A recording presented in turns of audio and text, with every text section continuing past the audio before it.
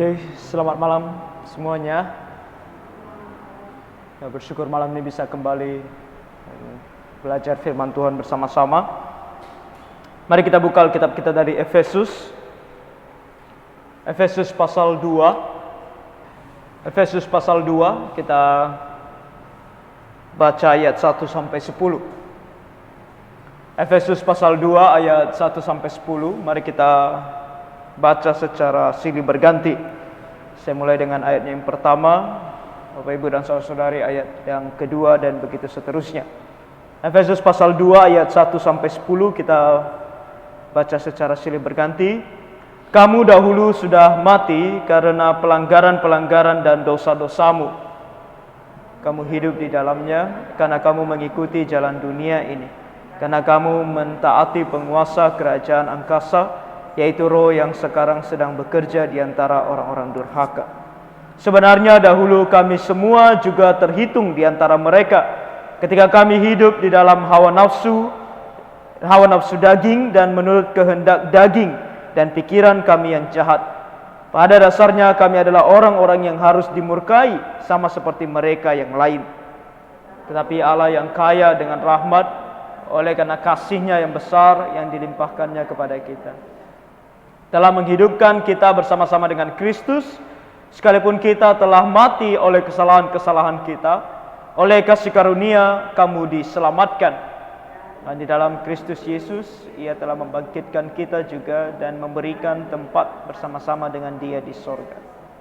Supaya pada masa yang akan datang, Ia menunjukkan kepada kita kekayaan kasih karunia-Nya yang melimpah-limpah sesuai dengan kebaikan-Nya terhadap kita dalam Kristus Yesus. Kamu diselamatkan oleh iman. Itu bukan hasil usahamu, tetapi pemberian Allah. Itu bukan hasil pekerjaanmu. Jangan ada orang yang memegahkan diri. Karena kita ini buatan Allah, diciptakan dalam Kristus Yesus untuk melakukan pekerjaan yang dipersiapkan Allah sebelumnya. Ia mau supaya kita hidup di dalamnya. Amin. Untuk pembacaan firman Tuhan ini, mari kita bersatu dalam doa. Tuhan Bapa kami bertaat dalam kerajaan sorga, kami sangat bersyukur akan kasih dan kemurahan-Mu dalam kehidupan kami. Di malam hari ini Tuhan, kembali kami bisa datang untuk bersama-sama mempelajari kebenaran firman-Mu. Itu juga karena kebaikan Tuhan. Kami bersyukur ya Bapa untuk kesehatan, kekuatan yang Tuhan berikan. Kami bersyukur untuk kesempatan kembali untuk bisa mempelajari kebenaran firman. Tolong kami Tuhan saat ini, agar kiranya kami boleh sungguh-sungguh memahami dan mengerti terlebih firman-Mu yang akan kami sama-sama pelajari. Dan Tuhan, biarlah kami semakin memahami akan hubungan kami dengan Tuhan. Dan kami juga semakin mengasihi Tuhan dalam kehidupan kami. Bapa Surgawi, ampuni kami dari segala dosa, pelanggaran kami Tuhan. Layakan kami bahkan untuk datang, untuk mempelajari kebenaran firman Tuhan. Kami serahkan waktu ini ke dalam tangan-Mu. Berkati hamba-Mu yang akan menyampaikan firman-Mu. Dan kami semua Tuhan yang mendengarkan, baik Anda di gereja maupun yang mengikuti melalui Zoom, supaya Tuhan yang senantiasa memberikan pertolongan. Dalam nama Tuhan Yesus kami berdoa dan mengucap syukur. Amin. Kita bersyukur bisa melanjutkan studi kita mengenai keselamatan atau doktrin keselamatan, ajaran keselamatan. Apa kata firman Tuhan mengenai keselamatan? Ketika kita bilang aku adalah orang selamat, kalau ada seseorang mau selamat, kita berbicara tentang keselamatan dalam pengertian kehidupan yang kekal, masuk surga. Kalau kita mengatakan bahwa kita adalah warga negara kerajaan Allah, apa sebabnya? Kenapa kita bisa ke surga? Nah, kalau kita bilang ada orang yang mau diselamatkan, bagaimana caranya seseorang itu selamat? Nah, itulah doktrin keselamatan. Nah, 2 minggu lalu kita mempelajari tentang ajaran Calvinisme, dan itu bukan sekedar kita ikuti karena kita mau mengikuti John Calvin, tapi kita sudah melihat dari firman Tuhan apa dasar dan apa bukti dari firman Tuhan bahwa memang ajaran ini adalah ajaran yang tepat kalau kita mau mendefinisikan atau kita mau mempelajari secara sistematik yang namanya doktrin keselamatan. Kita mempelajari 5 doktrin keselamatan atau 5 pokok Calvinisme yang mengajarkan kepada kita mengenai keselamatan kita. Ada yang ingat 5 pokok Calvinisme yang kita pelajari 2 minggu yang lalu? Yang kita singkat atau disingkat dengan kata tulip, TULIP, dan ini adalah singkatan dalam bahasa Inggris tentunya. Yang pertama adalah T. Apa itu T? Yang masih ingat? Hah? Ya, total depravity atau kerusakan total. Kita manusia rusak total, artinya bahwa kita adalah manusia berdosa. Itu dikatakan oleh firman Tuhan bahwa semua orang telah berdosa dan telah kehilangan kemuliaan Allah. Tidak ada seorang pun yang berbuat baik, bahkan tidak ada yang mencari Allah. Kata Yesaya dikatakan bahwa kan perbuatan baik kita seperti kain kotor. Kita tidak bisa berbuat baik. Kalaupun kita berbuat baik, perbuatan baik kita pertama-tama belum tentu baik menurut orang lain.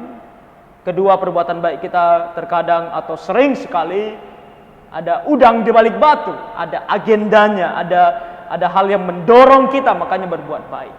Tidak murni, tidak sempurna perbuatan baik kita. Dan sering sekali juga perbuatan baik kita justru adalah perbuatan yang buruk bagi orang lain, menghasilkan apa yang buruk. Kita rusak total.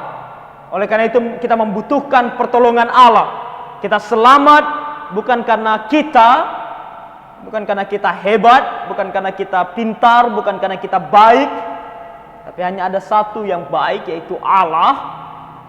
Dan Allah mau menyelamatkan kita. Kita membacakan dalam Efesus pasal 2 tadi bagaimana firman Tuhan juga mengajarkan kepada kita. Rasul Paulus di sini berbicara bahkan tentang semua orang, dan mereka juga termasuk Rasul Paulus adalah orang-orang berdosa. Tadi dikatakan di ayat pertama dan kedua, kamu dahulu sudah mati karena pelanggaran-pelanggaran dan dosa-dosamu. Artinya sebelum kita percaya kepada Tuhan Yesus, kita berada dalam kondisi mati dalam dosa. Kalau dibilang mati dalam dosa, orang yang mati berarti tidak hidup. Orang yang tidak hidup berarti orang yang tidak bisa bergerak, orang yang tidak bisa melakukan apa-apa. Kalau ada orang yang sudah mati kan, dia bergerak atau dia berada di mana oleh karena orang yang hidup yang pindahkan dia. Mau dia di atas tempat tidur, mau dia sudah dimasukkan dalam peti atau nanti dikuburkan, dia tidak bisa buat apa-apa untuk itu. Makanya kalau ada orang yang mati, perlu orang yang hidup untuk kuburkan dia, karena dia tidak bisa berbuat apa-apa. Dan di sini dikatakan bahwa kita mati dalam dosa, artinya kita tidak mampu untuk melakukan apa yang benar. Kita bahkan tidak mampu untuk percaya kepada Tuhan Yesus. Makanya dia bilang, kamu sekalian mati karena pelanggaran-pelanggaran dan dosa-dosamu. Di ayat 2, namun kamu hidup di dalamnya karena kamu mengikuti jalan dunia ini. Enggak pakai kata namun kamu hidup di dalamnya karena kamu mengikuti jalan dunia ini, karena kamu mentaati penguasa kerajaan angkasa, itu roh yang sekarang sedang bekerja di antara orang-orang durhaka. Ini adalah secara praktisnya apa yang terjadi ketika kamu mati dalam dosa. Yang kamu lakukan adalah kamu hanya mau melakukan dosa. Kamu mengikuti pemimpinmu dalam melakukan dosa, yaitu si iblis dan kedaginganmu. Kamu mengikuti itu. Lain dikatakan di ayat ketiga, sebenarnya dahulu kami semua juga terhitung di antara mereka. Dan bukan hanya semua orang, bukan hanya orang-orang Efesus di sini Rasul Paulus katakan, atau semua orang di dunia, termasuk juga para rasul, termasuk Rasul Paulus.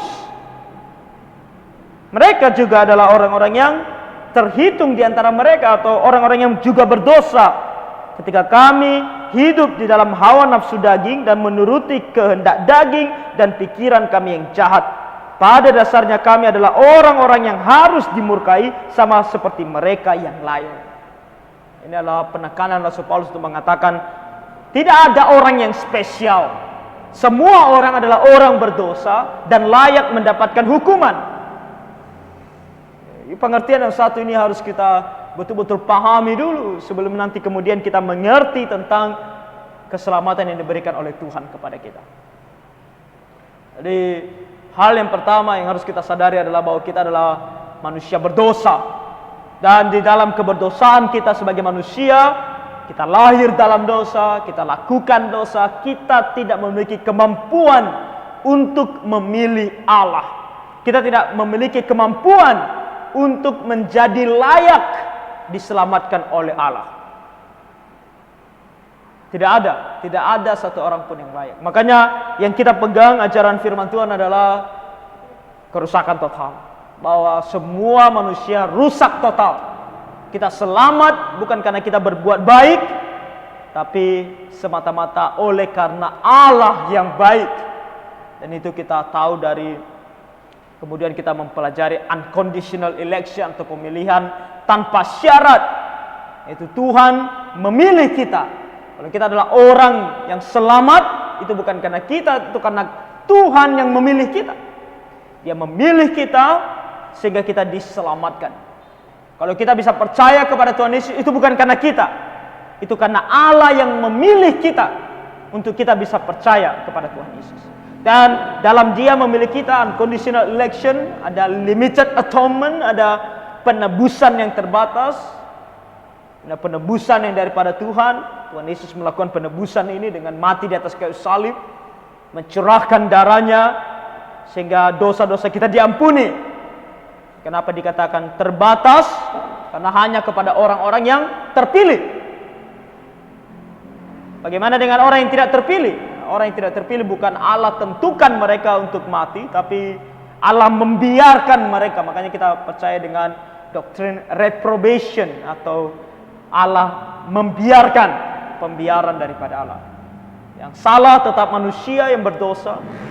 Tapi di antara mereka, kalau kita percaya kepada Tuhan Yesus, kita adalah orang-orang yang dipilih oleh Allah untuk ditebus, untuk diselamatkan. Lalu ada irresistible grace, atau anugerah yang tidak dapat ditolak. Ketika kita disentuh oleh Allah atau Roh Kudus bekerja dalam diri kita, kita dengarkan Injil dan Roh Kudus bekerja sehingga kita mengerti. Itu adalah anugerah yang kita tidak dapat tolak. Gak ada orang yang mau diselamatkan Tuhan bisa bilang sama Tuhan, aku tidak mau. Tidak ada. Pada akhirnya semua orang yang akan diselamatkan oleh Tuhan akan selamat, akan percaya kepada Tuhan Yesus. Dan sekali selamat, tetap selamat. Itu namanya perseverance of the saints, atau pemeliharaan atau ketekunan orang-orang kudus. Kalau kamu sudah percaya kepada Tuhan Yesus, kamu akan selalu percaya kepada Tuhan Yesus sampai kamu akan ke surga. Tidak ada yang namanya orang Kristen murtad. Tidak ada orang Kristen murtad. Orang Kristen yang murtad itu bukan orang Kristen. Dia pada dasarnya belum menjadi Kristen. Dia hanya mengaku Kristen, tapi dalam hati pikirannya dia bukan Kristen. Tapi kalau orang yang sudah sungguh-sungguh Kristen, dia tidak akan pernah murtad. Kenapa? Karena bukan karena dia. Firman Tuhan katakan, Tuhan yang memegang kita, bukan kita yang memegang Tuhan, tapi Tuhan yang memegang kita. Dan firman Tuhan katakan, siapa dan apa yang bisa melepaskan mereka dari tanganku? Tidak ada. Tidak ada yang bisa melepaskan kita dari tangan Tuhan. Jadi kalau kita sudah percaya kepada Tuhan Yesus, sungguh-sungguh memiliki iman, percaya kepada Tuhan, maka kita tidak akan pernah kehilangan keselamatan kita. Oke? Jadi itu yang kita pelajari 2 minggu yang lalu. Dan hari ini kita mempelajari tentang sedikit lebih detail mengenai pembenaran yang sebenarnya sudah tersinggung dalam 5 pokok Calvinisme. Cuman ini lebih detail sedikit mengenai pembenaran. Lalu kita akan lihat tentang penyucian atau pengudusan. Oke, sebenarnya ini harusnya ada catatan yang baru, namun saya tidak bisa print karena printer saya bermasalah tadi, jadi saya tidak bisa print. Jadi kita bisa lihat saja apa yang saya tampilkan di proyektor kalau kita mau lihat. Oke, jadi kita hari ini akan melihat tentang pembenaran dan penyucian.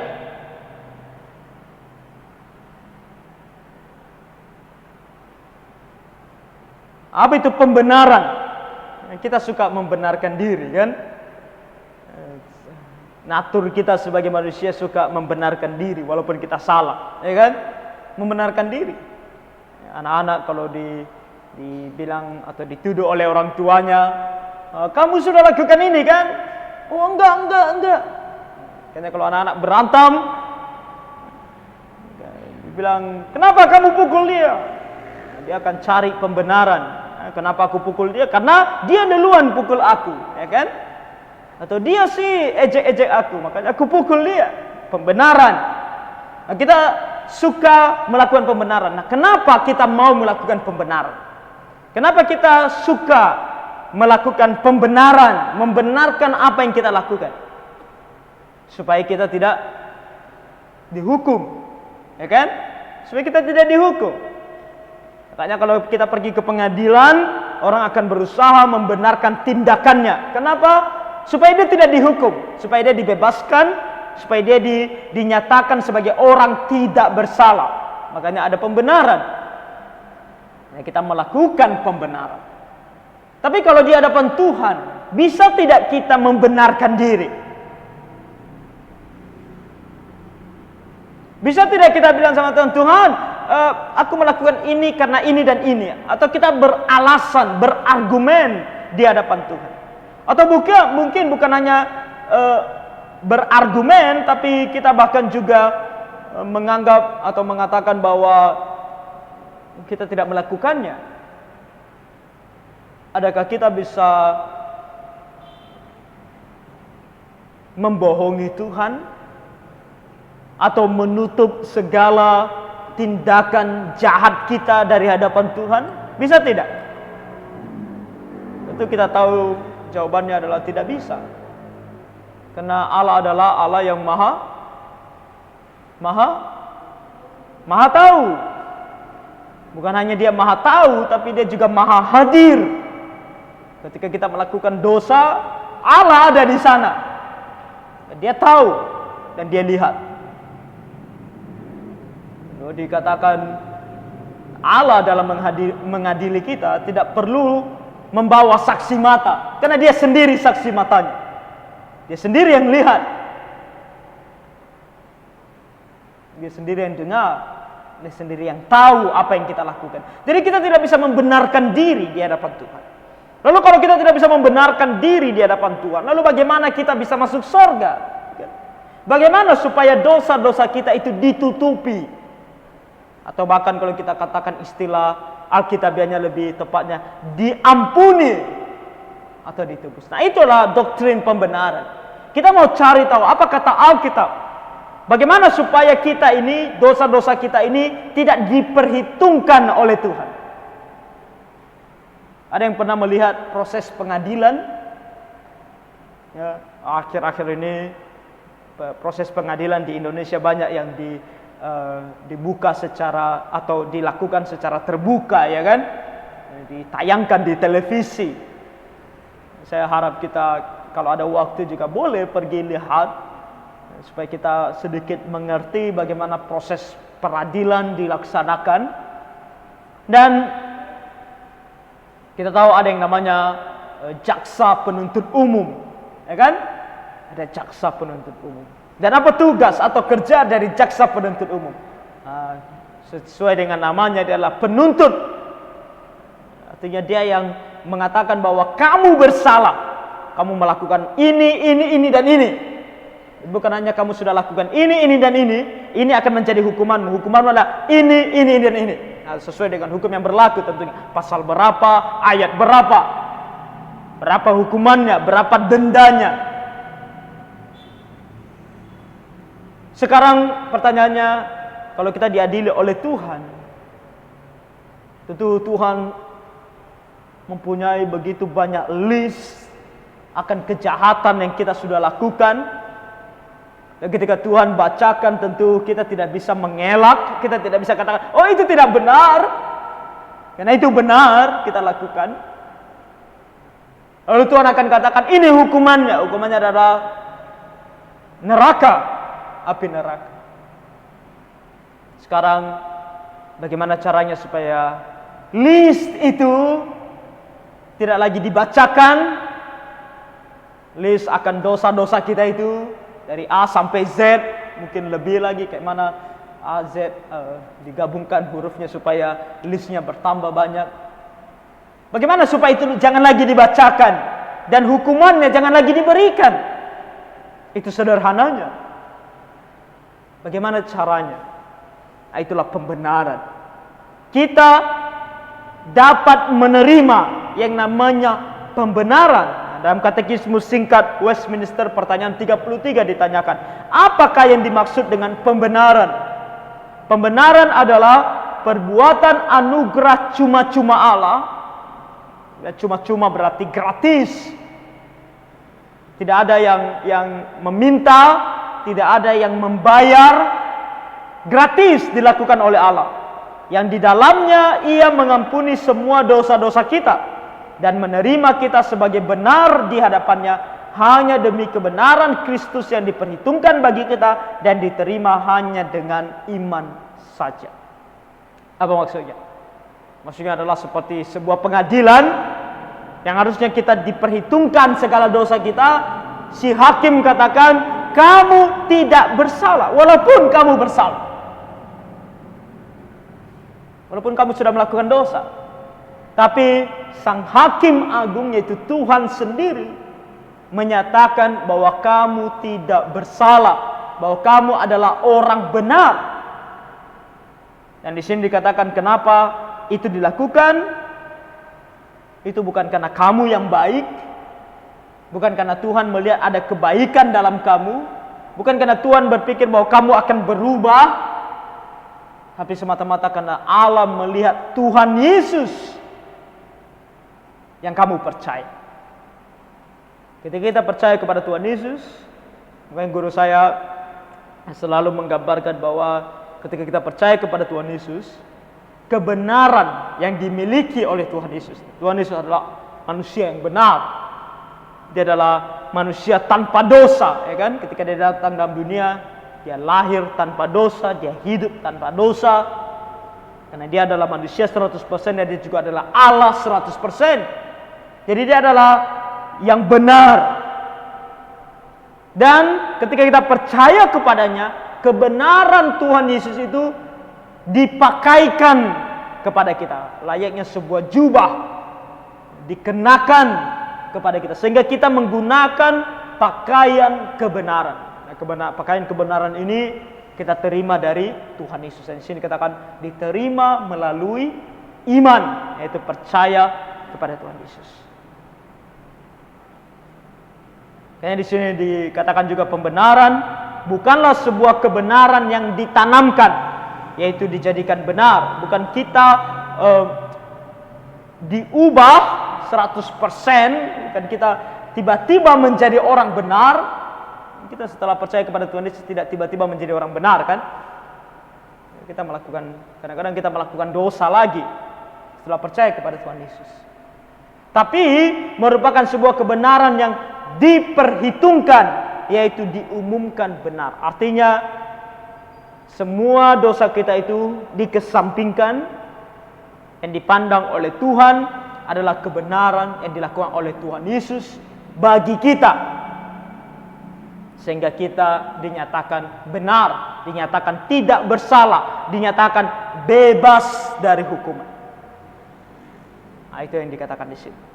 Jadi hal tersebut sama halnya dengan kita tidak pernah melakukan dosa. Seolah-olah kita tidak pernah melakukan dosa, walaupun kita sudah melakukan dosa. Tapi di hadapan Tuhan, ketika kita sudah percaya kepada Tuhan Yesus, kita seolah-olah tidak pernah melakukan dosa. Tuhan tidak lagi melihat dan tidak lagi mengingat akan dosa-dosa kita. Makanya dalam bahasa Ibrani, kalau kita melihat dalam Alkitab kita dalam bahasa asli, Perjanjian Lama dalam bahasa Ibrani, kata yang digunakan adalah kata zadak. Dan dalam bahasa Yunaninya untuk Perjanjian Baru adalah kata dikaio. Dan ini dua kata yang penting untuk kita tahu, karena dua kata ini adalah istilah-istilah hukum yang digunakan oleh seorang hakim untuk mendeklarasikan seorang tidak bersalah. Mari kita coba lihat Ulangan pasal 25. Kitab Ulangan pasal 25.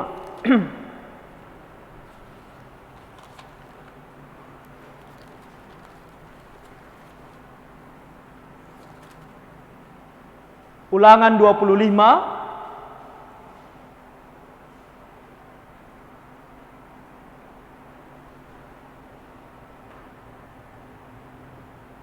sini ayat yang pertama dikatakan di sana. Apabila ada perselisihan di antara beberapa orang, lalu mereka pergi ke pengadilan dan mereka diadili dengan dinyatakannya siapa yang benar dan siapa yang salah. Siapa yang benar, kata benar di sana itu yang digunakan di sini zadak dalam bahasa Ibraninya. Jadi siapa yang benar dalam proses pengadilan. Kalau dibilang kamu adalah orang benar itu setelah adanya proses pengadilan. Artinya kamu tidak bersalah, kamu adalah orang yang benar, kamu bebas dari hukuman.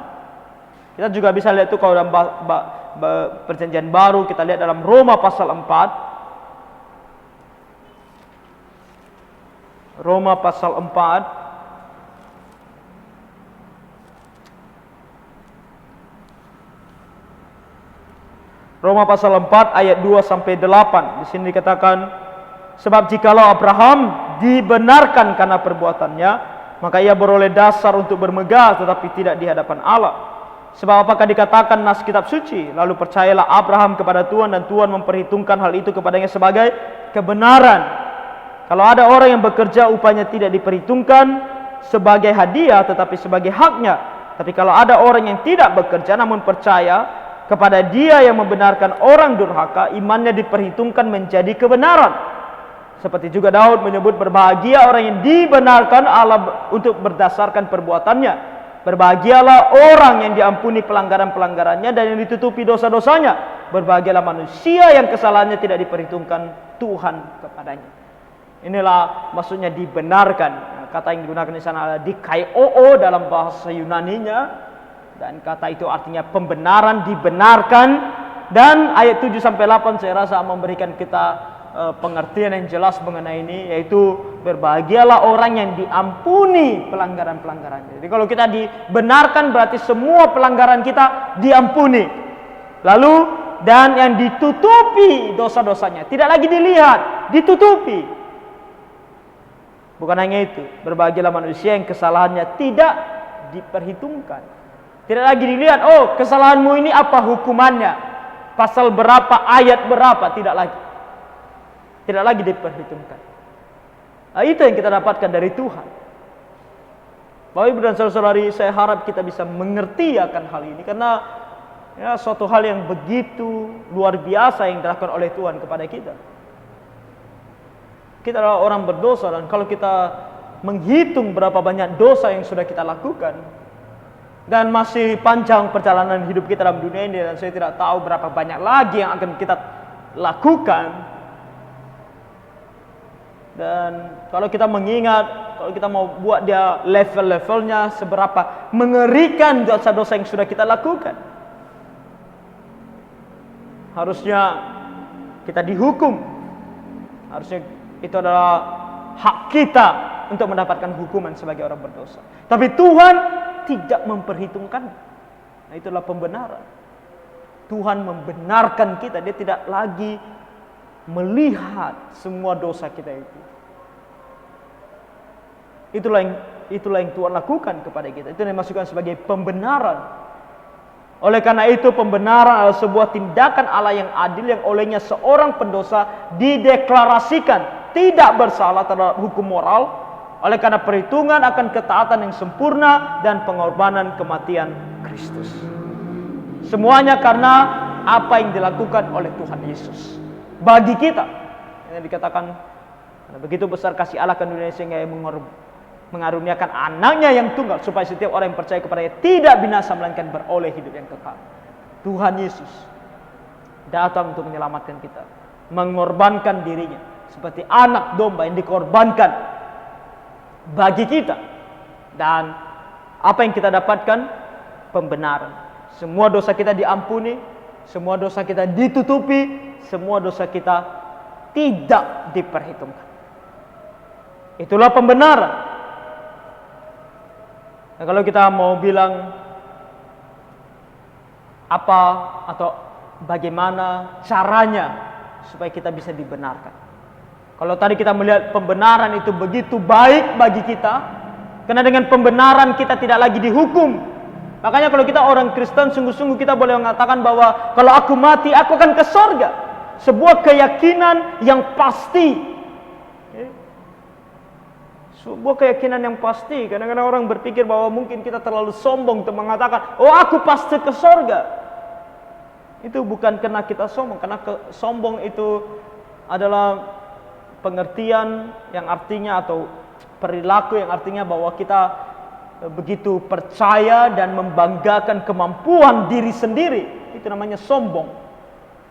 Tapi ini bukan sombong rohani. Ketika kita katakan kita sebagai orang Kristen pasti ke surga, itu bukan sombong rohani, karena kita bukan sedang berbicara tentang diri kita. Kita sedang berbicara tentang apa yang Tuhan sudah lakukan bagi kita. Jadi itu memberikan kemuliaan bagi Tuhan. Kalau kita katakan bahwa aku sebagai orang Kristen, aku pasti ke surga, itu memberikan kemuliaan kepada Tuhan. Kenapa? Karena Tuhanlah yang akan membawa aku ke surga. Dan Dia pasti akan masukkan aku ke surga. Kenapa? Karena Dia begitu baik. Dia sudah selamatkan aku. Dan kematian Tuhan Yesus di atas kayu salib tidak sia-sia. Karena itu sudah mengampuni segala dosaku. Tidak ada dosaku yang tidak diampuni oleh Tuhan. Itu dari diri kita sendiri dan orang lain yang kita lihat. Makanya saya mengatakan bahwa kalau ada saudara kita atau teman kita, kerabat kita yang kita kenal, kita tahu dia adalah orang Kristen, dia sungguh-sungguh percaya kepada Tuhan Yesus. Dan ketika dia mati, jangan lagi bilang, semoga amal dan ibadahmu diterima di sisi Tuhan. Nah, saya bukan berbicara tentang agama lain, saya berbicara tentang orang Kristen yang sering saya lihat juga menggunakan kata-kata ini. Kita tidak menggunakan kata-kata ini sebagai orang Kristen. Apalagi kalau yang meninggal adalah orang yang sudah sungguh-sungguh percaya kepada Tuhan Yesus. Kita tidak menggunakan kata-kata ini karena kalau dia sudah sungguh-sungguh percaya kepada Tuhan Yesus, dia pasti ke surga. Tidak lagi dibilang semoga. Tidak semoga, tapi pasti dia sekarang sedang bersama dengan Allah, bersama bahkan dengan Tuhan Yesus di surga. Makanya kita orang Kristen tidak takut mati. Jangan takut mati. Boleh sedikit khawatir, bukan khawatir tentang diri kita, tapi khawatir mungkin dengan anak-anak, ada orang tua yang mau mati, dia agak sedikit sedih. Bukan karena dia tidak tahu dia kemana, tapi karena anak-anaknya mungkin anak-anaknya masih kecil, dia masih belum mau mati karena anak-anaknya masih kecil, dan dia berpikir bagaimana nanti anak-anaknya bisa hidup tanpa dia. Itu adalah manusiawi. Tapi jangan takut mati oleh karena kamu tidak tahu kamu kemana. Ada seorang aktor Hollywood, aktor dari Eropa sana yang sangat terkenal. Saya lupa namanya, agak sedikit sulit nama orang yang satu ini. Dia bilang bahwa kehidupan setelah kematian adalah sesuatu hal yang tidak benar atau tidak nyata. Itu hanya imajinasi. Apalagi mengenai surga, hanya sebuah imajinasi.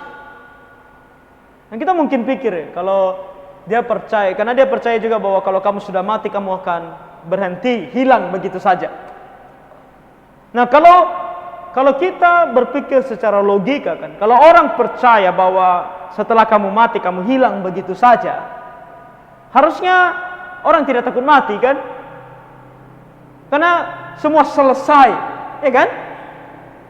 Seharusnya dia menjadi orang yang sangat berani untuk mati karena semuanya selesai. Ketika aku mati, semuanya selesai. Tapi dengan kepercayaan tersebut bahwa segala sesuatu akan selesai ketika dia mati, karena dia akan hilang begitu saja, justru dia takut mati. Dia bilang, aku pun takut. Dia pun takut mati. Kenapa dia takut mati?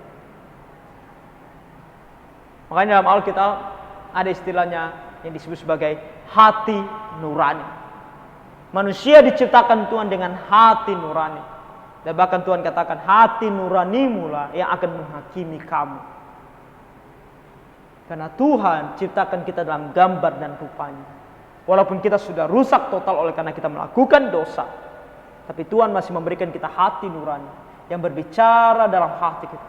Bagaimanapun kita mencoba menolak eksistensi atau kehadiran Allah, kita tidak akan pernah bisa menolaknya 100%. Karena dalam diri kita ada hati nurani yang diberikan oleh Allah, dan itu membuat kita takut ketemu dengan Dia, karena kita bukan anaknya. Jadi kalau kita anak Tuhan, kita tidak akan takut. Lalu bagaimana caranya supaya kita bisa menjadi anak Tuhan? Bagaimana caranya supaya kita bisa mendapatkan kepastian bahwa kita akan masuk surga? Betul-betul mendapatkan pembenaran ini. Apakah dengan berbuat baik? Tidak. Kita lihat Roma pasal 4 ayat 10.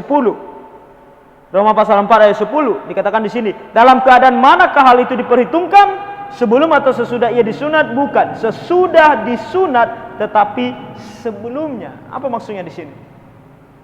Nah, Abraham ketika dia dibenarkan atau diselamatkan oleh Tuhan, itu waktu dia belum disunat atau setelah disunat. Nah, kenapa hal ini menjadi pertanyaan di sini dalam Roma pasal 4? Karena orang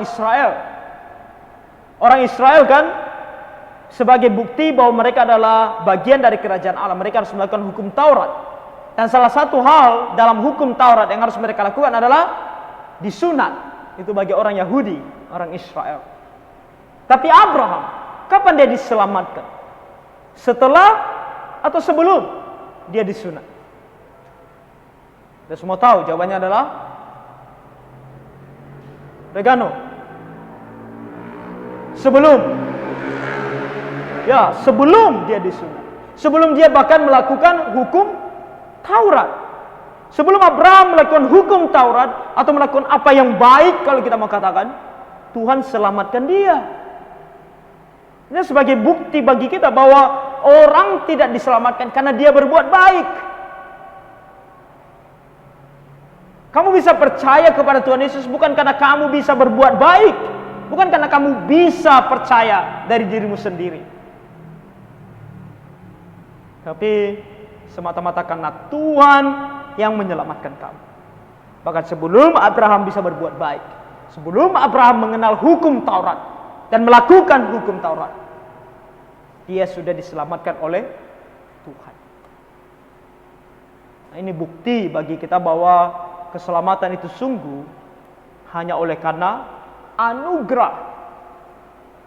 Bukan iman ditambah perbuatan baik baru selamat. Bukan. Alkitab mengajarkan kepada kita, iman menghasilkan keselamatan ditambah perbuatan baik.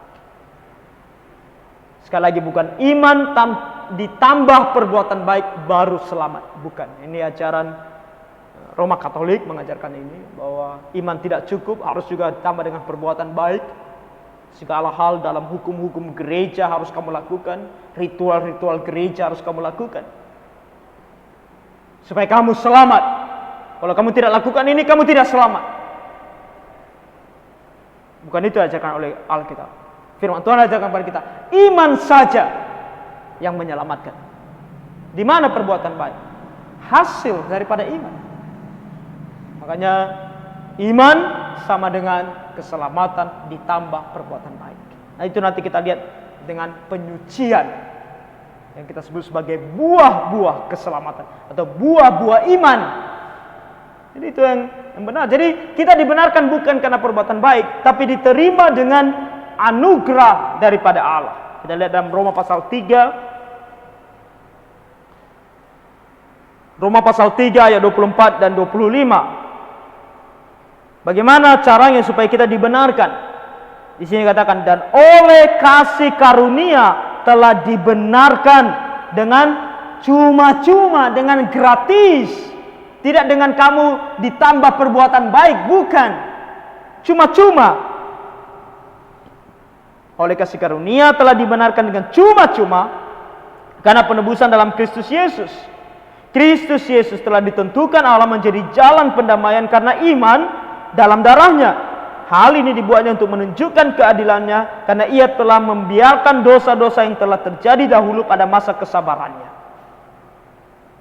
Jadi pembenaran kita dapatkan, atau keselamatan kita dapatkan bukan karena berbuat baik, tapi hanya oleh karena iman saja. Dan itu iman ini adalah anugerah daripada Allah yang cuma-cuma, gratis Dia berikan kepada kita. Tidak ada yang perlu kita bayar. Seseorang tidak akan dan tidak dapat dijadikan benar dengan mengikuti hukum Taurat. Kalau kita pun coba berusaha, ada orang yang mengatakan bahwa dia adalah orang baik, ya kan? Ada kita kenal orang yang sangat baik tapi tidak percaya kepada Tuhan Yesus. Kita akan pernah melihat orang yang baik, sangat baik, tapi tidak percaya kepada Tuhan Yesus. Nah, pertanyaannya ketika dia mati, apakah perbuatan baiknya bisa membawa dia ke surga? Bisa tidak membawa dia ke surga? Hal ini membingungkan banyak orang, termasuk beberapa orang Kristen yang bahkan ternama. Bisa tidak dia ke surga? Billy Graham, seorang penginjil pengkhotbah yang terkenal, sudah meninggal beberapa tahun yang lalu. Banyak orang mengagung-agungkan Billy Graham karena memang sejarah mencatat bahwa terkadang dalam dia berkhotbah ribuan orang datang. Dia akan berkhotbah di stadion dan stadionnya bisa penuh ketika dia berkhotbah. Tapi apakah kita hanya melihat orang atau percaya kepada orang hanya karena melihat berapa banyak orang yang datang? Tapi kita lihat dari ajarannya. Lalu apa ajaran Billy Graham? Ketika suatu waktu dia diwawancarai dan ditanyakan apakah orang-orang yang tidak percaya kepada Tuhan Yesus juga bisa ke surga, dia tidak bisa katakan bahwa tidak. Dia justru mengatakan ada kemungkinan mereka bisa ke surga, walaupun tidak percaya kepada Tuhan Yesus. Suatu hal yang tidak benar. Alkitab mencatat kepada kita bahwa tidak, dengan mengikuti hukum Taurat sekalipun kamu tidak akan bisa ke surga. Dari mana kita tahu itu? Mari kita lihat Galatia pasal 2.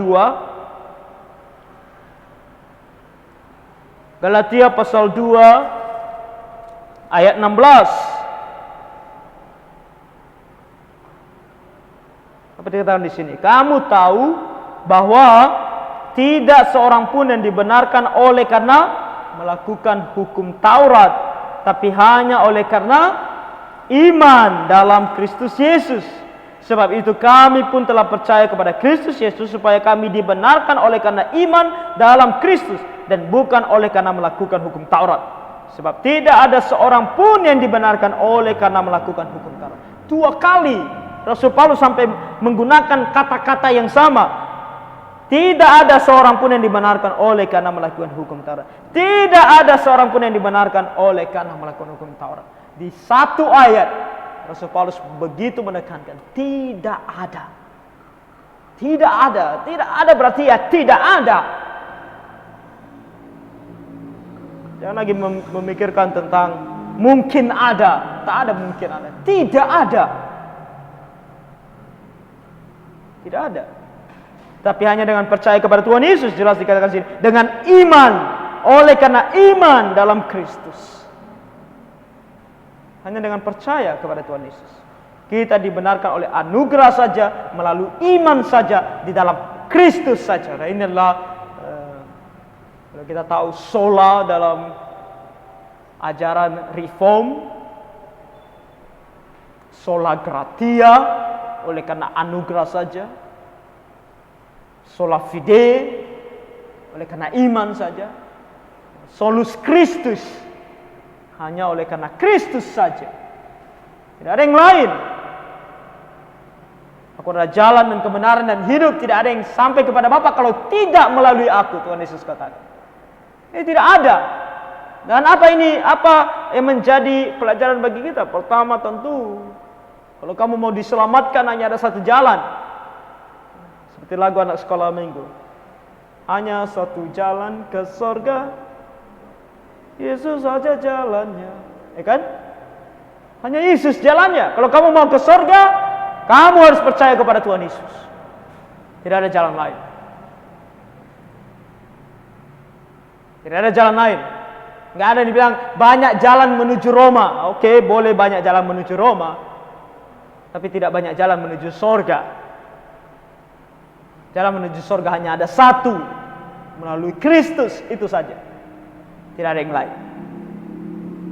Jadi kalau kamu mau selamat, percaya kepada Tuhan Yesus, baru kamu selamat. Kalau kamu mau orang lain selamat, kalau kamu mau saudaramu, sahabatmu, orang yang kamu cintai selamat, hanya ada satu jalan juga. Mereka harus percaya kepada Tuhan Yesus. Makanya kita harus menginjili, makanya kita harus memberitahukan kepada mereka mengenai Tuhan Yesus, sangat penting. Percuma kita bilang kita mencintai mereka, mengasihi mereka, tapi kita tidak mau menginjili mereka. Kita tidak mau memberitahukan Kristus kepada mereka. Karena kalau kita tidak mau mereka percaya kepada Tuhan Yesus, itu sama halnya kita bilang bahwa kasih dan cinta kita kepada mereka hanya sebatas dunia ini saja. Ini sebatas dunia ini saja. Karena mereka akan mati dalam dosa, mereka tidak akan selamat. Tidak ada jalan. Karena dalam kekristenan tidak pernah dibenarkan secara apapun juga yang namanya pernikahan beda agama. Karena pernikahan beda agama adalah pernikahan tanpa cinta yang sebenarnya, ya kan? Karena kalau kamu mencintai orang itu, kamu harus mau dia selamat. Bukan kamu biarkan dia dalam ketidakselamatannya. Bukan kamu biarkan dia dalam jalannya menuju neraka.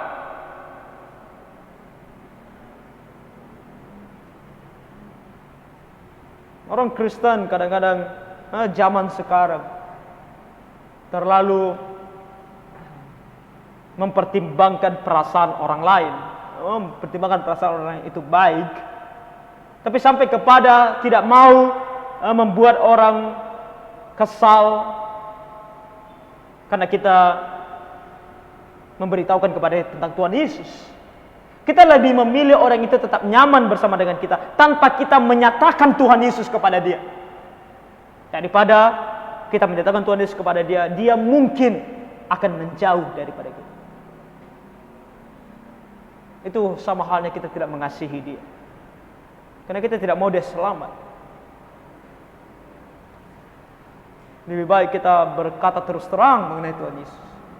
Dan kalau Tuhan berkenan dan bermurah hati, dia bisa diselamatkan. Itu yang harus kita lakukan. Karena kalau orang lain mau diselamatkan, itu hanya melalui Tuhan Yesus. Dan hal yang ketiga, melihat akan hal ini. Kalau kamu adalah orang yang sudah selamat, kalau kamu adalah orang yang sudah percaya kepada Tuhan Yesus, selalu bersyukur kepada Tuhan. Selalu mau bersyukur dan selalu mau hidup sesuai dengan firman Tuhan. Karena kamu sekarang tahu bahwa kamu bisa percaya kepada Tuhan Yesus, bahwa kamu bisa selamat, itu bukan karena kamu, itu bukan karena kamu hebat, bukan karena kamu baik, tapi karena Dia yang melakukan segala sesuatu untuk kamu. Maka kamu harus lebih mengasihi Dia, maka kamu harus lebih mencintai Dia. Lebih dari apapun, lebih dari apapun. Karena begitulah Dia sudah mencintai kamu dan mengasihi kamu. Dan makanya di sini kita bisa lihat hasil dari pembenaran yang kita dapatkan kalau Allah sudah membenarkan kita. Pertama, kita memiliki damai dengan Allah. Yang awalnya kita adalah musuh Allah, sekarang kita diperdamaikan dengan Allah. Mari kita lihat Roma pasal 5 ayat yang pertama. Roma pasal 5 ayat 1. Dikatakan di sini, sebab itu kita yang dibenarkan karena iman, kita hidup dalam damai sejahtera dengan Allah oleh karena Tuhan kita Yesus Kristus. Kita tidak lagi was-was, kita tidak lagi takut kepada Allah. Pribadi Allah menjadi bukan lagi pribadi yang menakutkan bagi kita, tapi kita ada damai bersama dengan Allah. Yang kedua, kita dikenakan dengan kebenaran Kristus. Yang dikenakan di sini artinya kita di hadapan Allah diperhitungkan sebagai orang benar. Lalu ketiga, kita tetap bertahan benar di hadapan Allah, sama halnya seperti kita tidak pernah melakukan dosa. Kita lihat tadi itu dalam Roma pasal 3 dan pasal 4. Lalu kita dibebaskan dari perbudakan dosa. Nah, ini penting. Mari kita lihat Roma 3 ayat 24 dan 25. Tadi sudah kita lihat ini, saya rasa kita lihat ayat pasal 5 ayat 9. Roma pasal 5 ayat 9. Di sini katakan lebih-lebih karena kita sekarang telah dibenarkan oleh darahnya, kita pasti akan diselamatkan dari murka Allah. Jadi kita dibebaskan dari perbudakan dosa. Kita tidak mampu untuk menghalau dosa atau tidak melakukan dosa. Kita bisa, kita mampu. Kita bisa. Tidak ada orang Kristen yang tidak bisa lepas dari dosa. Kita bisa lepas dari dosa karena kita menyerahkan diri kita dan mau dipimpin, diatur oleh Tuhan. Yang kelima, kita terbebas dari murka Allah yang akan datang. Ketika Allah menghakimi dunia, ketika akan menghukum dunia, kita akan terbebas. Kita tidak akan ikut dihukum, kita akan diselamatkan. Itu adalah hal-hal yang kita dapatkan ketika kita mendapatkan pembenaran atau ketika kita dibenarkan oleh Tuhan. Jadi mari kita sungguh-sungguh percaya kepada Tuhan. Mari kita membawa orang lain untuk percaya kepada Tuhan Yesus supaya mereka pun dibenarkan. Mari kita sungguh bersyukur kepada Tuhan dan hidup sesuai dengan firman Tuhan sebagai bentuk ucapan syukur kita kepada Dia yang sudah membenarkan kita.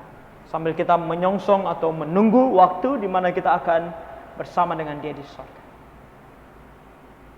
Nah, kita ambil waktu 10 menit untuk istirahat. Dan kita akan masuk ke mengenai apa yang kita lakukan selanjutnya setelah kita dibenarkan. Adakah kita boleh terus berbuat dosa? Adakah sebuah pembenaran adalah kemerdekaan bagi kita untuk berbuat dosa? 10 menit kita ambil waktu. Mau minum, yang mau buat kopi silahkan. Mau ke toilet 10 menit, nanti balik jam 8 lewat 6 untuk kita boleh lanjutkan. Oke. Boleh sambil ngopi, enggak apa-apa. Kita lanjutkan. Ada pertanyaan sebelum kita lanjutkan? Dari apa yang sudah kita bahas tadi atau pertanyaan seputar kekristenan yang mungkin atau Alkitab yang kita dapatkan, kita mau tanyakan, boleh. Kalau saya bisa jawab, saya jawab. Ya, Pak Simamora, silakan. Pak, ini mau tanya seperti yang Bapak bilang tadi. Jadi kita ini orang Kristen nih, kita dipercaya nih, aku jamin masuk surga tuh karena Kristen, percaya gini. Tapi itu tadi kalau dia misalnya kita lakunya bertentangan dengan firman Tuhan, itu gimana tuh ya? Nanti sering membalik, bingung. Oke, pertanyaan dari Pak Simamora mungkin bagi kita yang ada di Zoom supaya kita dengar. Pertanyaannya adalah, orang yang sudah percaya sungguh-sungguh kepada Tuhan Yesus tadi dikatakan bahwa dia pasti akan ke sorga, ya kan? Itu jaminan pasti. Jadi bagaimana dengan orang yang mengaku percaya kepada Tuhan Yesus, tapi hidupnya hari-hari kita lihat hidup dalam dosa? Contohnya tadi yang disampaikan oleh Pak Simamora, contohnya dia main batu. Main batu. Oh, judi ya. Saya tahu, domino ya. Nah, main batu di warung ya kan, batu lah, mabuk lah ya kan, minum berjudi seperti itu. Apakah dia juga tergolong orang yang diselamatkan? Jawabannya adalah ya dan tidak. Ya, kalau dia sungguh-sungguh percaya kepada Tuhan Yesus dan pasti ada pertobatan. Oke, pasti ada pertobatan. Mungkin saat ini kita lihat bahwa dia masih melakukan itu. Tapi suatu hari dia akan betul-betul bertobat. Dia akan sungguh-sungguh meninggalkan itu. Dan kadang-kadang bisa terjadi dengan cara yang menyakitkan, yaitu dengan Tuhan menghukum dia. Itu dengan bahkan memberikan dia penyakit yang membuat dia hanya bisa terbaring, tak bisa ngapa-ngapain. Dari situ dia bertobat. Jadi bisa ya seperti itu, bisa tidak, dalam artian ya dia hanya mengaku percaya kepada Tuhan Yesus, dia mengaku sebagai orang Kristen, tapi dia belum sungguh-sungguh percaya sehingga dia tidak ada kemampuan untuk meninggalkan dosa. Dan Tuhan sendiri pun tidak menghukum dia supaya dia tidak bertobat. Apa yang kita bahas adalah apa yang Tuhan ajarkan dalam firman-Nya mengenai keselamatan. Tapi di luar daripada itu, keselamatan tetap adalah sebuah misteri. Ada orang yang diselamatkan, baru betul-betul selamat, baru betul-betul percaya di waktu-waktu terakhir dalam hidupnya. Sebelum dia mengembuskan nafas terakhir, di situ dia sungguh-sungguh percaya. Ada orang seperti itu. Tapi ada orang juga yang dari muda, bahkan dari kecil sudah sungguh-sungguh percaya kepada Tuhan Yesus.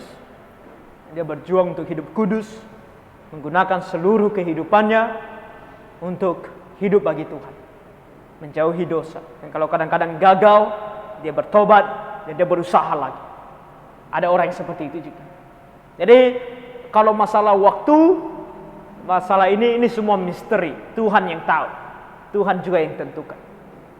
Apa yang kita pelajari dalam Alkitab hanya tentang caranya bagaimana kita untuk diselamatkan. Dan kalau kita sudah diselamatkan, apa yang terjadi dengan kita? Nah, itu yang kita pelajari dalam Alkitab. Tapi tentang kapan dan bagaimana, nah, itu adalah kembali keputusan Tuhan.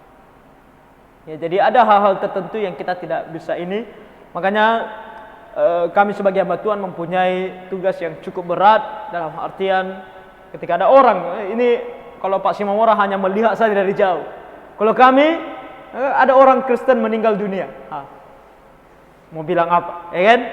Kalau dia bilang, dia mengaku percaya kepada Tuhan. Tapi hari-hari kita lihat dia di warung tua. Kayak mana menguburkan dia?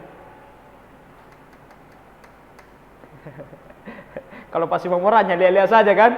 Kalau kami, kami yang kuburkan. Kami harus bilang apa?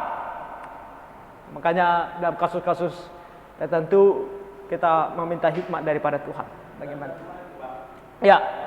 Kalau misalnya dia ini kan dari percayaan lain, Buddha, apa Islam gitu kan. Tapi dia sering bergaul sama orang Kristen gitu. Ya, kadang ya kadang nengok macam dulu kan ada saksian di RCTI gitu kan. Tapi ketika dia meninggal, ya. Kalau dia mengakui Tuhan Yesus itu ada gimana coba? Oke, pertanyaan Pak Simamora bagi kita yang ada di online atau di Zoom. Kalau ada orang dia beragama lain, bukan agama Kristen ya kan, tapi dia sering bergaul dengan orang Kristen. Lalu ketika dia meninggal, sebelum dia meninggal dia mengakui bahwa Yesus itu ada. Nah, sekarang pertanyaannya mengakui bagaimana? Apakah dia mengakui bahwa Tuhan Yesus adalah Tuhan, satu-satunya Tuhan dan juru selamat pribadinya? Kalau dia hanya mengakui bahwa Yesus ada, satu dunia juga akui. Satu dunia juga akui. Orang juga akui Yesus adalah ada. Tapi apakah Yesus adalah Allah dan satu-satunya Allah, satu-satunya Tuhan? Nah, itu tidak semua orang bisa akui. Hanya yang percaya kepada Tuhan Yesus yang akan mengakuinya. Nah, kalau di akhir hidupnya dia mengakui itu bahwa Tuhan Yesus adalah satu-satunya Tuhan dan juru selamat pribadinya, tidak ada Allah lain kecuali Tuhan Yesus, maka dia diselamatkan, maka dia selamat. Jadi kalau tidak hanya sekedar mengakui bahwa Yesus ada dan Allah lain juga ada, sama ada bohong. Keselamatan dalam Tuhan Yesus membutuhkan iman yang eksklusif hanya kepada Tuhan Yesus. Tidak boleh mendua. Makanya Tuhan katakan kamu tidak bisa percaya atau melayani dua Tuhan. Hanya ada satu. Harus percaya kepada Tuhan Yesus. Satu-satunya. Tak boleh ada yang lain. Oke? Ada lagi pertanyaan? Ya, Ibu Sigalinggi. Dia dibaptis. Ya. Dia tidak mau di sini, Pak. Dia dibaptis tapi dia tidak mau disidi. Alasannya? Alasannya karena sudah dibaptis, sudah percaya Tuhan, tapi tak mau di sini lagi. Dia dibaptis kapan? Waktu dia kecil atau setelah dewasa? Dia dibaptisnya sudah dewasa. Oh, baptis dewasa. Kalau baptis dewasa memang tidak disidi lagi. Karena baptis dewasa itu sudah satu rangkap dia dengan sidi. Karena dia pengakuan imannya sudah di situ.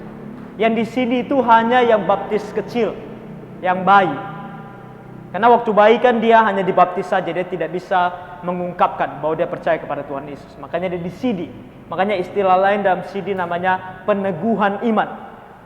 Dia meneguhkan imannya dalam Tuhan. Tapi kalau dia sudah dewasa, baru dia dibaptis, maka itu tidak lagi perlu di sidi. Karena waktu dibaptis itu dia sudah sekalian meneguhkan iman, mengaku percaya.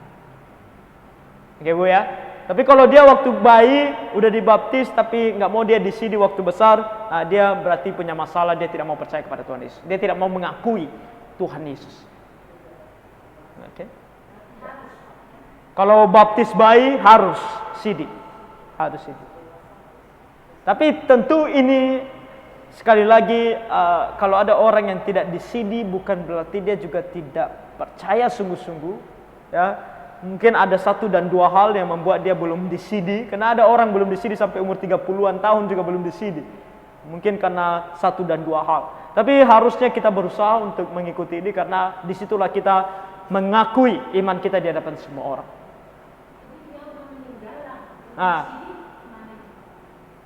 Oke, kalau dia tadi udah dibaptis dewasa, kalau dia dibaptis bayi belum disidi dia meninggal, dia tetap diakui sebagai orang Kristen.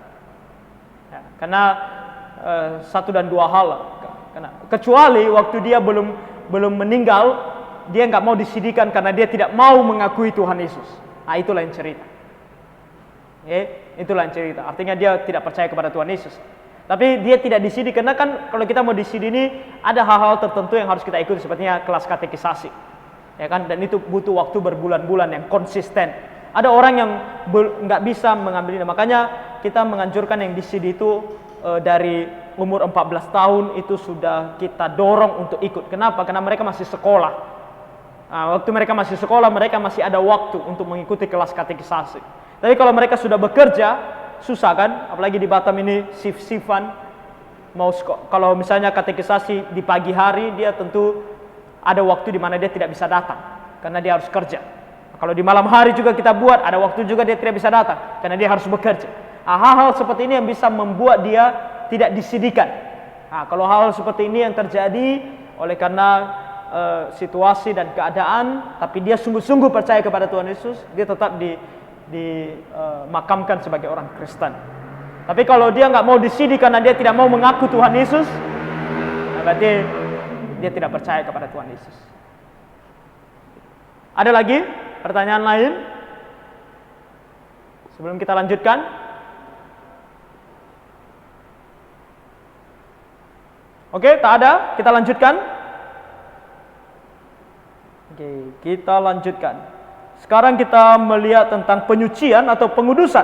Setelah kita percaya kepada Tuhan Yesus, bukanlah itu sebuah lampu hijau bagi kita untuk terus berbuat dosa. Bukan juga sebuah lampu hijau untuk mengatakan bahwa segala sesuatu yang kita lakukan itu benar walaupun itu salah.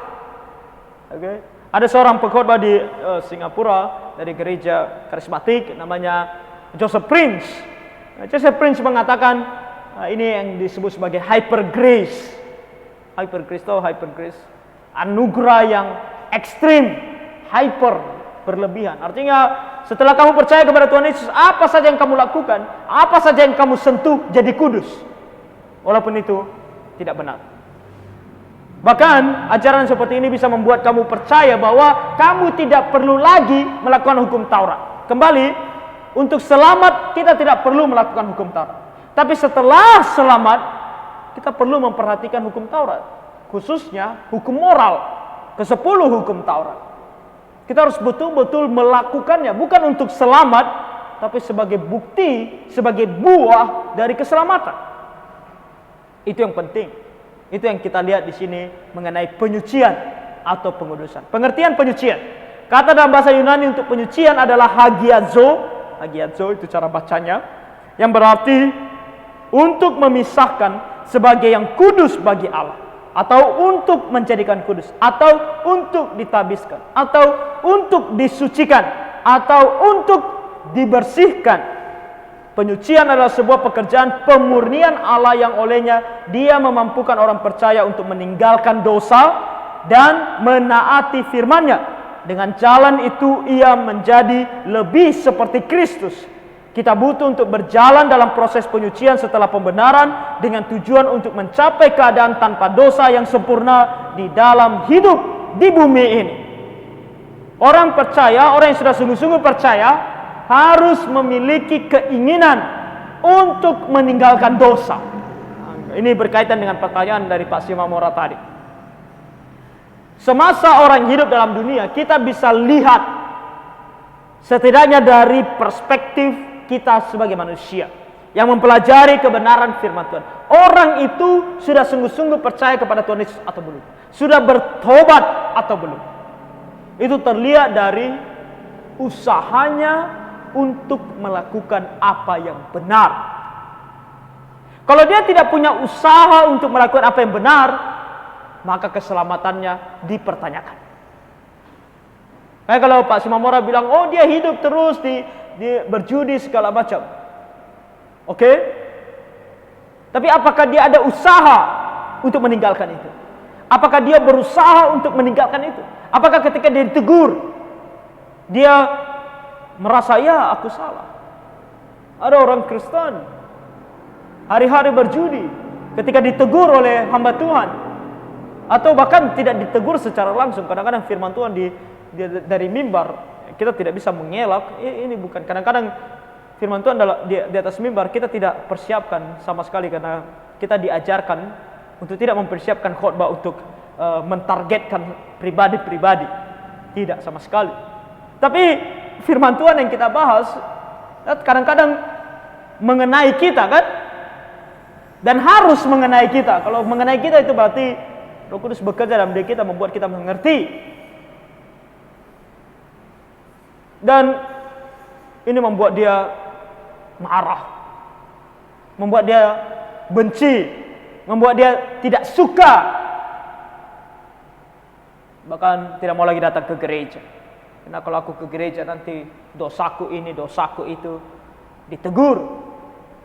Belum lagi kalau hamba Tuhan datang kunjungan ke rumahnya, menegur dia lagi akan dosanya. Dia tidak suka. Orang seperti ini keselamatannya dipertanyakan. Apakah dia sudah sungguh-sungguh percaya kepada Tuhan Yesus? Kemungkinan belum. Karena kalau orang sudah sungguh-sungguh percaya kepada Tuhan Yesus, ketika dia sadar akan dosanya dinyatakan, ditegur, dia akan melembutkan hatinya. Dia akan mengatakan, mengakui, dan dia akan bertobat. Ada yang sedikit keras kepala, dalam artian beberapa kali akan mencoba membenarkan tindakannya, mencari pembenaran. Tapi pada akhirnya, pelan-pelan, lambat laun, dia akan mengerti, dia akan bertobat. Itu adalah ciri-ciri orang yang sungguh-sungguh percaya kepada Tuhan Yesus. Ada keinginan untuk bertobat, karena Roh Kudus bekerja dalam dirinya. Nah, ini suatu hal yang harus kita pertanyakan dalam diri kita sendiri. Adakah kita memiliki keinginan untuk bertobat? Dan itu juga yang menjadi alasan dalam gereja kita, contohnya untuk tidak sembarangan menerima orang menjadi anggota gereja. Karena kalau kita bilang anggota gereja, kita berbicara tentang orang Kristen yang kita bisa katakan bahwa dia setidaknya dari kacamata kita sebagai manusia, kita katakan bahwa dia sudah sungguh-sungguh percaya kepada Tuhan Yesus. Ada orang mau datang ke gereja, mau jadi anggota gereja, dan dia melakukan Dia tiap hari melakukan dosa yang sama di hadapan umum, semua orang tahu akan dosa ini. Tapi ketika kita bilang kalau kamu menjadi anggota gereja, kamu harus bertobat dari sini. Jangankan dia bilang, oke, aku bertobat. Berusaha saja dia tidak mau. Kita bahkan mengatakan kepada dia, perlahan kamu berusaha sesuai dengan pertolongan Tuhan, kamu akan bisa meninggalkan dosa itu. Dia pun tidak mau. Dia sudah bilang, aku tidak akan bisa lepas dari dosa ini. Nah, kalau orang sudah mengatakan seperti itu, maka kita tidak bisa menerima dia sebagai anggota gereja. Kenapa? Karena anggota gereja haruslah orang-orang yang berusaha untuk menjadi serupa dengan Kristus. Tadi katakan penyucian adalah proses kita menjadi serupa seperti Tuhan Yesus. Kita adalah pengikut Kristus. Kata Kristen, ketika kita bilang aku adalah orang Kristen, Kristen artinya pengikut Kristus. Jadi kalau kita tidak mau mengikut Kristus, lalu kenapa kita menyebut diri sebagai orang Kristen? Kalau kamu bilang, oke lah, aku tidak mau menyebut diri sebagai orang Kristen, kamu akan terima ganjarannya juga, kamu tidak diselamatkan. Nah, semua ini berkaitan. Kalau kamu mau diselamatkan, kamu harus mengakui kamu sebagai orang Kristen, sebagai pengikut Kristus. Dan kalau kamu mengakui kamu sebagai orang Kristen, kamu harus hidup sebagai orang Kristen. Tak bisa bilang bahwa aku orang Kristen, tapi aku hidup seperti non-Kristen. Tak ada. Tak bisa demikian. Karena bukan itu yang Tuhan inginkan. Tuhan inginkan penyucian. Lalu tadi kita mempelajari ada pembenaran. Pembenaran ketika Tuhan selamatkan kita. Lalu ada namanya penyucian. Nah, apa perbedaannya pembenaran dan penyucian? Yang pertama, pembenaran adalah sebuah tindakan Allah yang terjadi hanya sekali. Jadi kamu dibenarkan hanya sekali. Sedangkan penyucian adalah sebuah tindakan Allah yang berkelanjutan. Kamu dibenarkan hanya sekali, kamu disucikan terus menerus. Oke? Terus menerus. Ini adalah sebuah proses yang harus kamu alami hari demi hari, minggu demi minggu, bulan demi bulan, tahun demi tahun. Harus ada perubahan-perubahan dalam hidupmu. Itu yang namanya kamu disucikan. Harus adanya perubahan demi perubahan. Kamu harus semakin hari semakin cinta Tuhan. Kamu harus semakin hari semakin meninggalkan dosa. Kamu akan semakin hari semakin melakukan apa yang benar. Bersaksi, memuji Tuhan, beribadah kepada Tuhan. Itu harus terjadi dalam hidup. Harus ada perubahan menuju ke arah yang lebih baik di hadapan Tuhan. Nah, itu namanya penyucian. Yang kedua, pembenaran adalah tindakan Allah dari luar bagi kita, sedangkan penyucian adalah tindakan Allah dari dalam bagi kita. Nah, tindakan Allah dari luar adalah kematian Tuhan Yesus di atas kayu salib. Kematian Tuhan Yesus di atas kayu salib membenarkan kita. Dia menyelamatkan kita, mengampuni dosa kita, membasuh kita dari segala dosa. Nah, tindakan Allah dari luar. Lalu penyucian adalah tindakan Allah dari dalam, di mana Roh Kudus bekerja dalam diri kita. Dengan firman Tuhan yang kita pelajari, dengan firman Tuhan yang kita baca, Roh Kudus bekerja dalam diri kita, membuat kita yakin bahwa ini adalah kebenaran yang harus kita lakukan. Makanya Rasul Paulus menggambarkan ini dengan sangat jelas dalam kitab Roma, khususnya pasal 7 dan 8. Dia berbicara tentang adanya peperangan dalam dirinya. Sebuah peperangan dalam dirinya yang membuat dia berpikir atau berjuang untuk melakukan apa yang benar dan yang salah. Mari kita lihat Roma.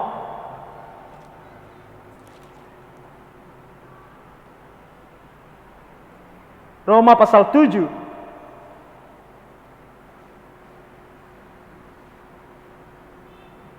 Kita lihat ayat 22 dan 23. Katakan di sana, sebab di dalam batinku aku suka akan hukum Allah. Jadi dalam dirinya dia suka hukum Allah. Karena dia sudah percaya kepada Tuhan Yesus. Dalam dirinya dia suka akan hukum Allah. Tapi, katakan ayat 23, tetapi di dalam anggota-anggota tubuhku aku melihat hukum lain yang berjuang melawan hukum akal budiku dan membuat aku menjadi tawanan hukum dosa yang ada di dalam anggota-anggota tubuh. Jadi ada keinginan untuk melakukan apa yang benar, yang mencintai hukum Allah. Tapi di saat yang sama, dia masih menggunakan tubuh yang penuh dengan kedagingan ini. Ada juga keinginan, kerinduan untuk berbuat dosa. Jadi keinginan untuk mencintai hukum Allah berperang melawan keinginan daging yang masih ada dalam dirinya. Dan ini terus berjuang. Nah, itu adalah perjuangan yang ada dalam diri orang percaya. Tapi orang tidak percaya, dia tidak mempunyai peperangan ini. Dia tidak mempunyai peperangan ini. Yang adalah keinginan daging dan akan mengikuti keinginan daging. Bahkan perbuatan yang kelihatan baik pun itu karena keinginan daging. Bukan karena ada keinginan yang betul-betul untuk mencintai hukum Allah. Yang ketiga, pembenaran terjadi selama pengubahan, sedangkan penyucian terjadi setelah pengubahan. Pengubahan di sini artinya di mana kamu diubahkan, kamu diselamatkan, kamu menjadi anak Allah. Nah, setelah kamu menjadi anak Allah, itulah proses penyucian. Kamu hanya bisa menjadi kudus, kamu hanya bisa melakukan apa yang benar kalau kamu sudah percaya kepada Tuhan Yesus. Makanya jangan heran kalau orang tidak percaya Tuhan suka melakukan dosa. Jangan heran. Karena mereka tidak mampu untuk tidak melakukan dosa. Tapi heranlah kalau ada orang mengaku Kristen tapi tidak mau juga bertobat. Tapi terus mau melakukan dosa. Berarti kemungkinan besar dia belum sungguh-sungguh percaya kepada Tuhan.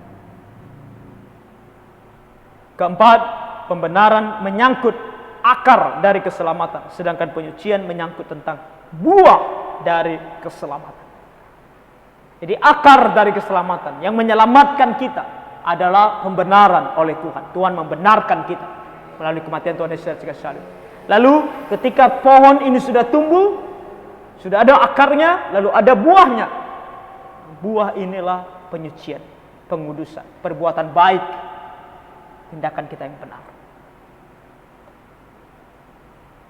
Siapa yang menolong kita untuk menguduskan diri kita? Diri kita sendiri? Tadi dikatakan ada perjuangan dalam diri kita. Lalu perjuangan ini bagaimana cara kita memenangkannya supaya apa yang kita lakukan benar? Pelakunya adalah Tuhan sendiri. Tuhan sendirilah yang akan menolong kita. Allah Tritunggal adalah kekal selamanya suci karena dia tidaklah terbatas dan sepenuhnya kudus. Allah Bapa, Allah Anak, dan Allah Roh Kudus dikatakan di dalam Alkitab menyucikan orang-orang percaya. Allah Bapa menyucikan kita. Kita lihat 1 Tesalonika pasal 5 ayat 23. 1 Tesalonika pasal 5 ayat 23. Katakan di sini, semoga Allah damai sejahtera menguduskan kamu atau menyucikan kamu seluruhnya, dan semoga roh, jiwa, dan tubuhmu terpelihara sempurna dengan tak bercacat pada kedatangan Yesus Kristus Tuhan kita. Siapa yang menguduskan kita? Allah Bapa. Siapa yang menyucikan kita? Allah Bapa. Allah Anak juga menyucikan kita. Kita lihat Efesus pasal 5. Efesus pasal 5 ayat 26.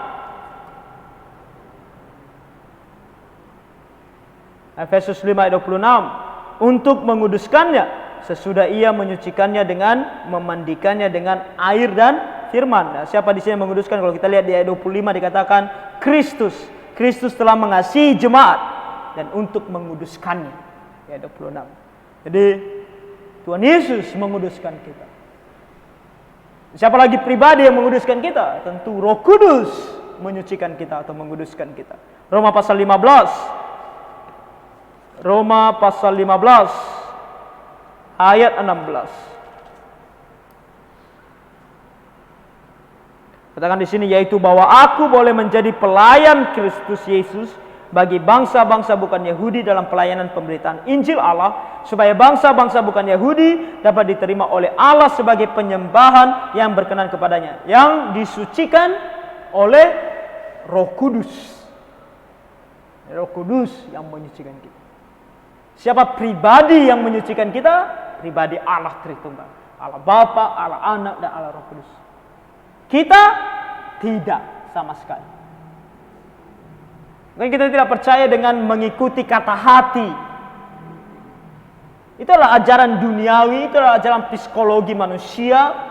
psikologi duniawi, mengajarkan ikuti kata hatimu. Kamu jangan mengikuti kata hatimu. Karena bukan kata hatimu yang menguduskan kamu, bukan kata hatimu yang menyucikan kamu, justru kata hatimu bisa menyesatkan kamu. Kepada siapa kita bersandar untuk mendapatkan atau menyucikan diri kita? Kepada hamba Tuhan? Kepada gereja? Ada orang setidaknya sekali seminggu dia kudus. Itu di gereja. Makanya orang Kristen ada, nggak tahu kita seperti itu atau tidak. Kalau di gereja menjaga diri, menjaga kelakuan, menjaga cara kita duduk, menjaga cara kita berdiri, menjaga cara kita berbicara. Jangan sampai keluar dari mulut kita kata-kata kotor kan? Karena ini gereja. Tapi di luar gereja,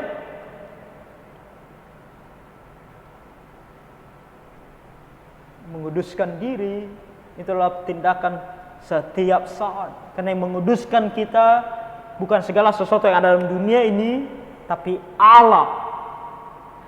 Allah Bapa, Allah Anak, dan Allah Roh Kudus. Itu yang menyucikan kita. Dan kalau kita sudah tahu kita bersandar kepada Allah untuk penyucian kita, setidaknya apa yang bisa kita lakukan supaya kita bisa berjuang menyucikan diri kita sendiri, menguduskan kita. Makanya di sini ada sarana-sarana penyucian. Kalau kamu mau hidup kudus, apa yang harus kamu lakukan?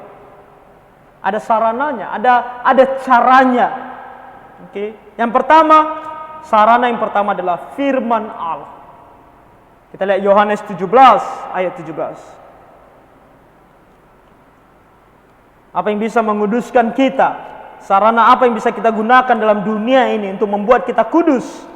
Yohanes 17 ayat 17. Dikatakan di sini, kuduskanlah mereka dalam kebenaran. Firman-Mu adalah kebenaran.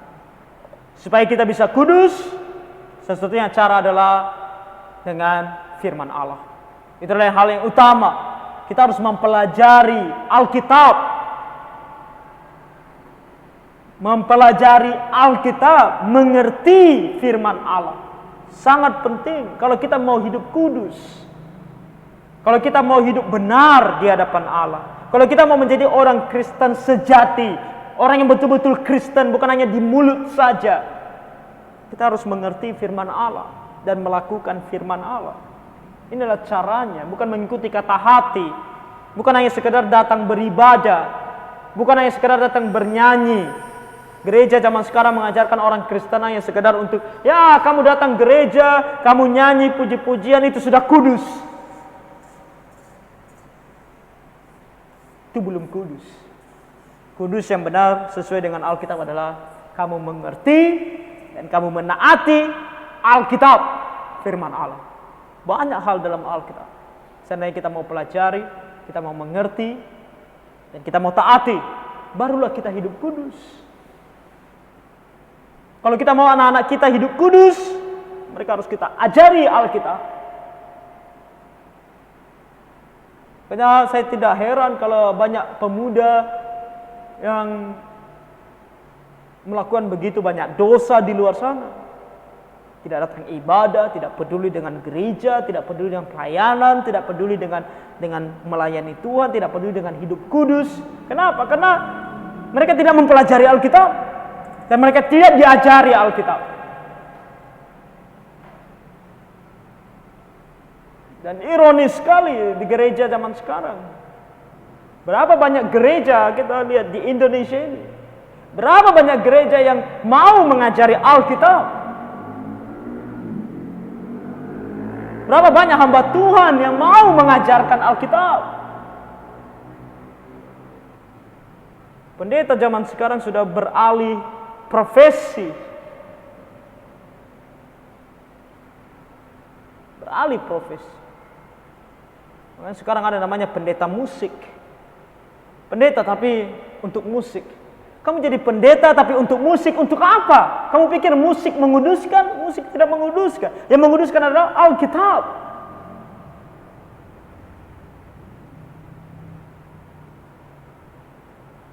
Ada pendeta sekarang tidak mau disebut sebagai pendeta, mereka lebih suka disebut sebagai motivator. Kamu pikir kata-katamu menguduskan orang?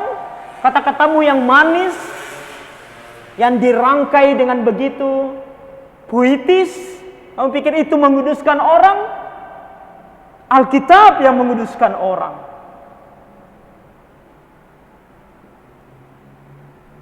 Orang Kristen harus bangun. Jangan mau dengan mereka yang mengaku hamba Tuhan tapi tidak mau mengajari atau mengajarkan Alkitab. Kita kenal Nada kan?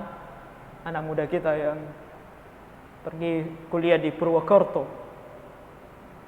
Dia sharing cerita sama saya waktu dia kembali waktu liburan beberapa waktu yang lalu. Dia cerita dia pergi ke sebuah gereja di sana. Oh, di gereja itu ada kelas belajar Alkitab. Jadi dia bersyukur, oh gereja ini ada kelas belajar Alkitab. Tapi hari pertama dia masuk di sana dan katanya sepertinya hari pertama juga kelas itu dibuka. Pendetanya langsung ngomong. Pendetanya bilang, di sini kita tidak sedang mempelajari doktrin. Dan kita tidak mau membahas doktrin. Doktrin adalah ajaran. Ajaran adalah Alkitab.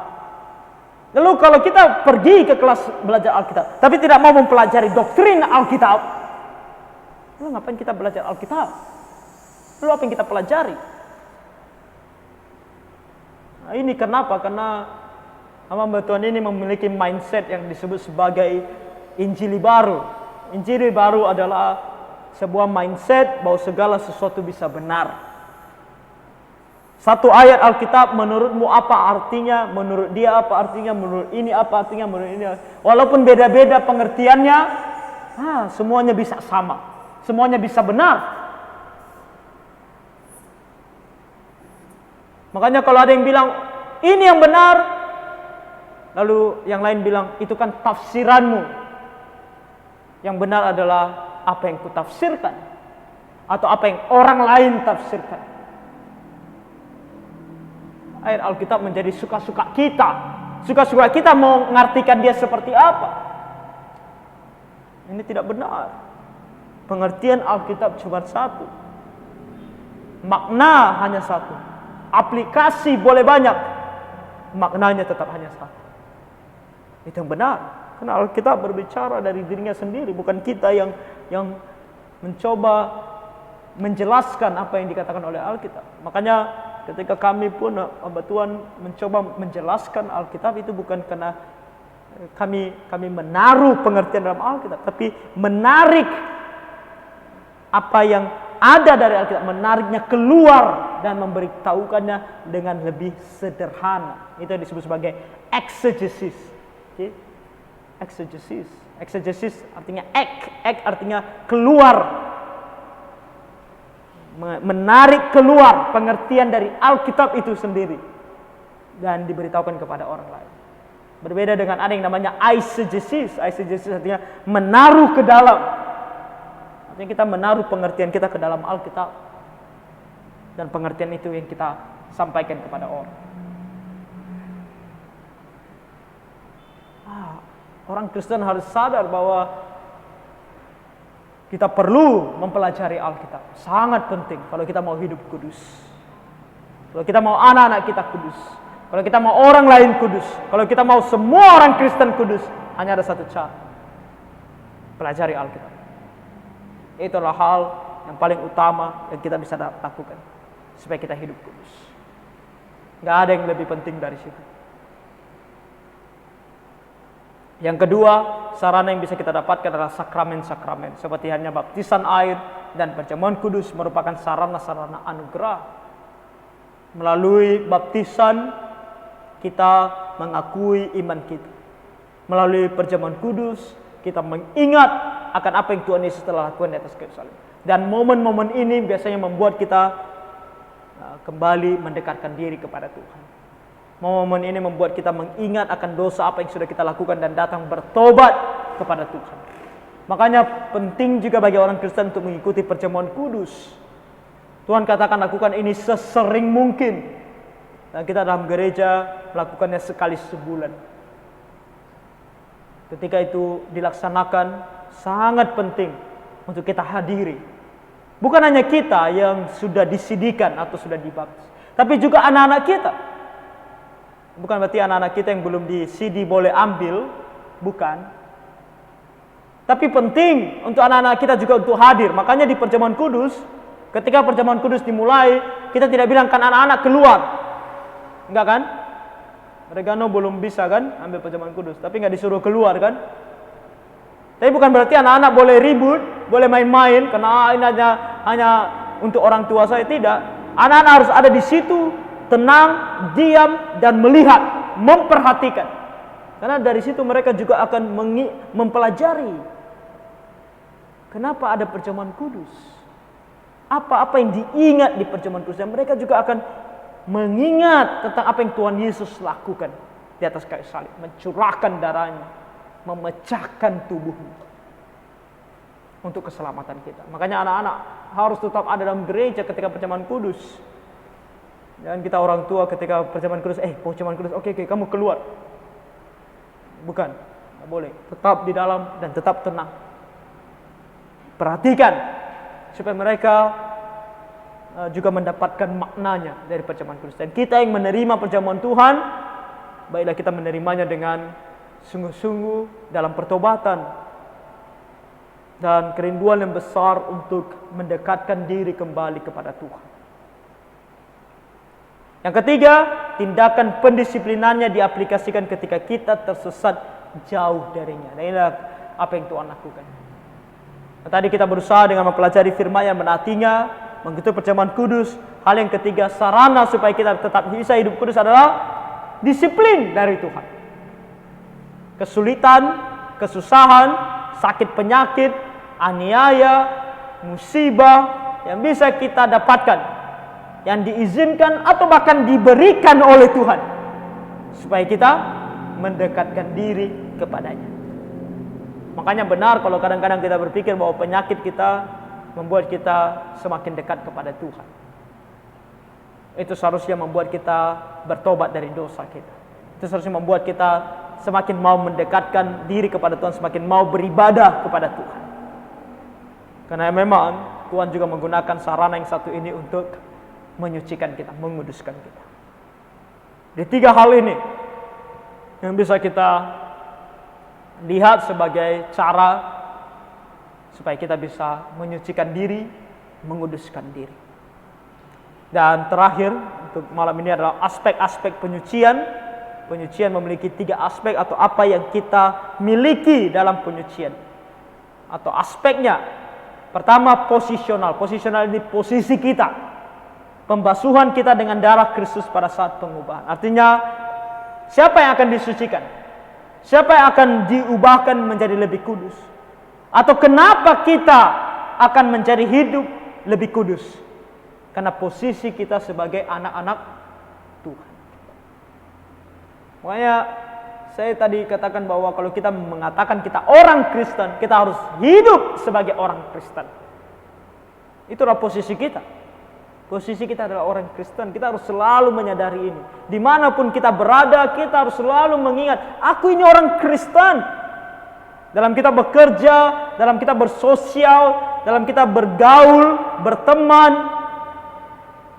Bahkan kalau kita mau bilang lebih mengerucut lagi, dalam kita pergi berpesta, bersukacita dengan orang lain, kita harus selalu mengingat kita ini orang Kristen.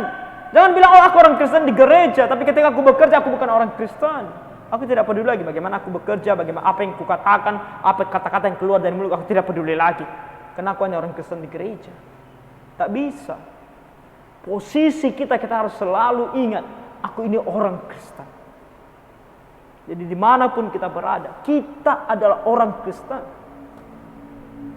Dan itu bukan hanya berbicara tentang Allah ada di sisi kita, Allah akan menolong kita, Allah akan memberkati kita, tapi juga berbicara tentang apa yang harus kita lakukan di hadapan Allah. Karena kita ini orang Kristen. Yang kedua, progresif. Kita harus mengerti bahwa penyucian itu tidak terjadi satu malam berlalu begitu saja. Kita tidur lalu besok pagi tiba-tiba kita menjadi orang kudus, tidak lagi melakukan dosa. Ini adalah sebuah proses. Proses penyucian yang berkelanjutan seraya kita menjadi lebih dan lebih lagi seperti Kristus. Ada sebuah proses yang berlanjut terus menerus. Sampai akhirnya sampai kita ke posisi yang disebut sebagai permanen. Kita kudus secara permanen, dan itu adalah ketika kita ke surga. Ketika kita nanti mati, kita ke surga. Untuk ketika pada saat kebangkitan, tubuh kita dibangkitkan, dan kita mendapatkan tubuh mulia, kita hidup bersama dengan Tuhan selama-lamanya. Itu adalah masa di mana kekudusan itu menjadi permanen. Artinya kita tidak lagi akan melakukan dosa di sana. Oke? Jadi yang 3 hal ini harusnya membuat kita pertama-tama menjaga hidup kita, selalu mengingat posisi kita, ingat selalu aku ini orang Kristen. Oke? Ketika kalian berbicara kepada orang lain, ingat aku orang Kristen, apa yang harus aku katakan. Ketika aku bermain, ketika aku bergaul, ketika aku pergi ke pesta orang, aku ini orang Kristen. Jaga sikap, jaga tindakan, jaga perilaku kita. Karena kita adalah orang Kristen. Nah, itu harus menjadi selalu kita ingat. Hal yang kedua, ada proses. Kalau kita tiba-tiba gagal, jatuh dalam dosa, jangan putus asa. Jangan merasa bahwa kamu adalah orang yang paling mengerikan. Ingat, ini adalah sebuah proses. Ketika kamu jatuh, kamu harus bangun. Kamu harus bangkit lagi. Kamu harus berjuang lagi. Begitu juga dengan orang lain di sekitar kita. Saudara-saudara kita seiman. Kalau mereka ada melakukan dosa, jangan langsung bilang, kamu masuk neraka saja. Ingat, ini juga adalah proses bagi mereka. Mari kita bantu mereka.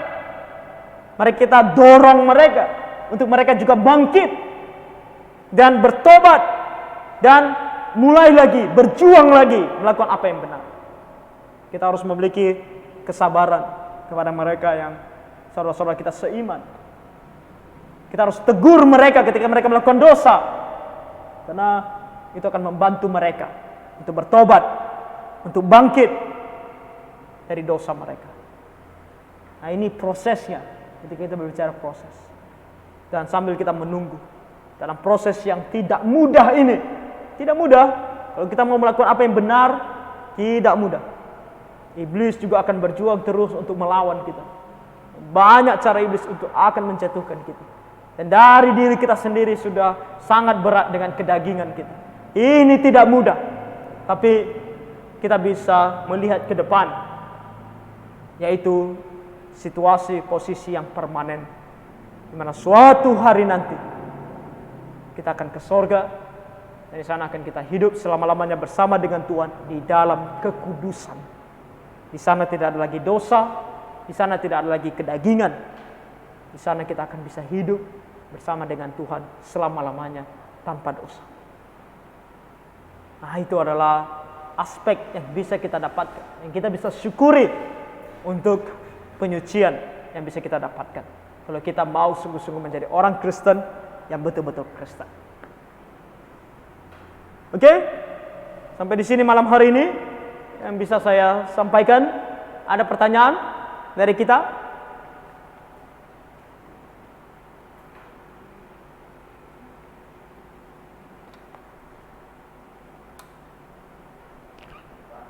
Ya, Pak Simamora. Dulu kan waktu belajar ada abang ibu, dia nggak pernah ikut gereja gitu Pak. Makanya apa ya, itu orang nah, dia Kristen ini, tapi nggak pernah gereja. Jadi dia nggak percaya sama Yesus, tapi dia percaya itu lah maksudnya nggak terlalu salah. Ya, mungkin itu minum berdua. Dan pelajar itu juga minum biasa. Itu hari itu darahnya tidak kayak apa ya, alkohol ya, itu darahnya. Jadi ketika dia kan sahabat naik sepeda. Jadi kalau dia misalnya kita kan pernah jemput naik kampung Kalau mengharap berarti kan ke 40 kita juga ada basisnya juga ada kita ada. Jadi kalau kadang kita pulang itu dia kan mampu.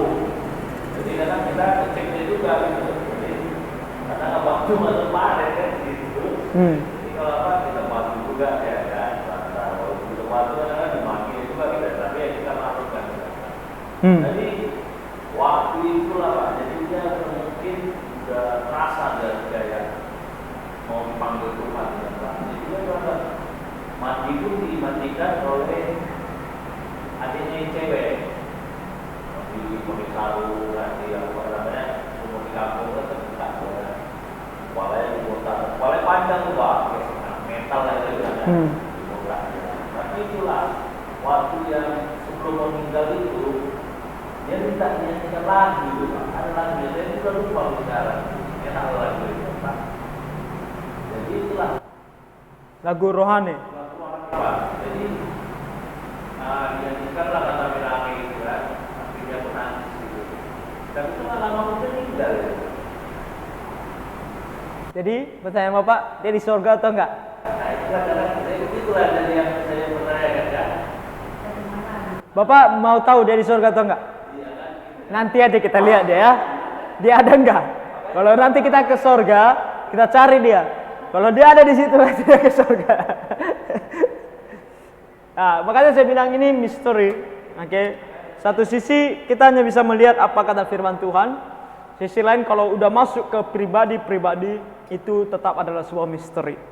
Oke. Ada orang bahkan kita tidak tahu dia mengaku Tuhan, tapi dia mengaku Tuhan dalam hatinya. Mungkin selama hidupnya dia hidup dalam dosa, ya kan, hidup dalam dosa sampai suatu hari dia sakit, tapi sakitnya membuat dia tidak bisa bicara. Dia yang bisa mengakui Tuhan dari hatinya. Itu kita mungkin manusia bilang dia ini tidak masuk surga, tapi dia udah mengakui Tuhan dalam hatinya, dan Tuhan tahu kan isi hati. Kemungkinan dia di surga. Jadi kasus-kasus seperti ini Pak, ada satu masa harus kita bilang bahwa kita lihat nanti, ya, ketika kita di surga. Oke, kalau dia tidak ada di sana berarti ya dia tidak ke surga. Kalau dia ada di sana, berarti dia ke surga. Mungkin waktu dia sakit itu, dia mendengarkan pujian itu yang menggugah hatinya.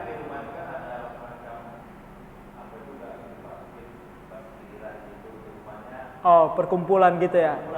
Kayak persekutuan doa gitu lah.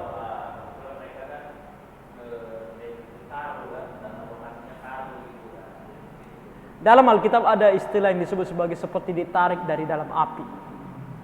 Ini itu artinya seperti orang Kristen yang hidup dalam dosa tapi seperti ditarik dalam api lah. Udah dibakar, maksudnya udah penuh dengan dosa tapi Tuhan juga berkenan untuk selamatkan.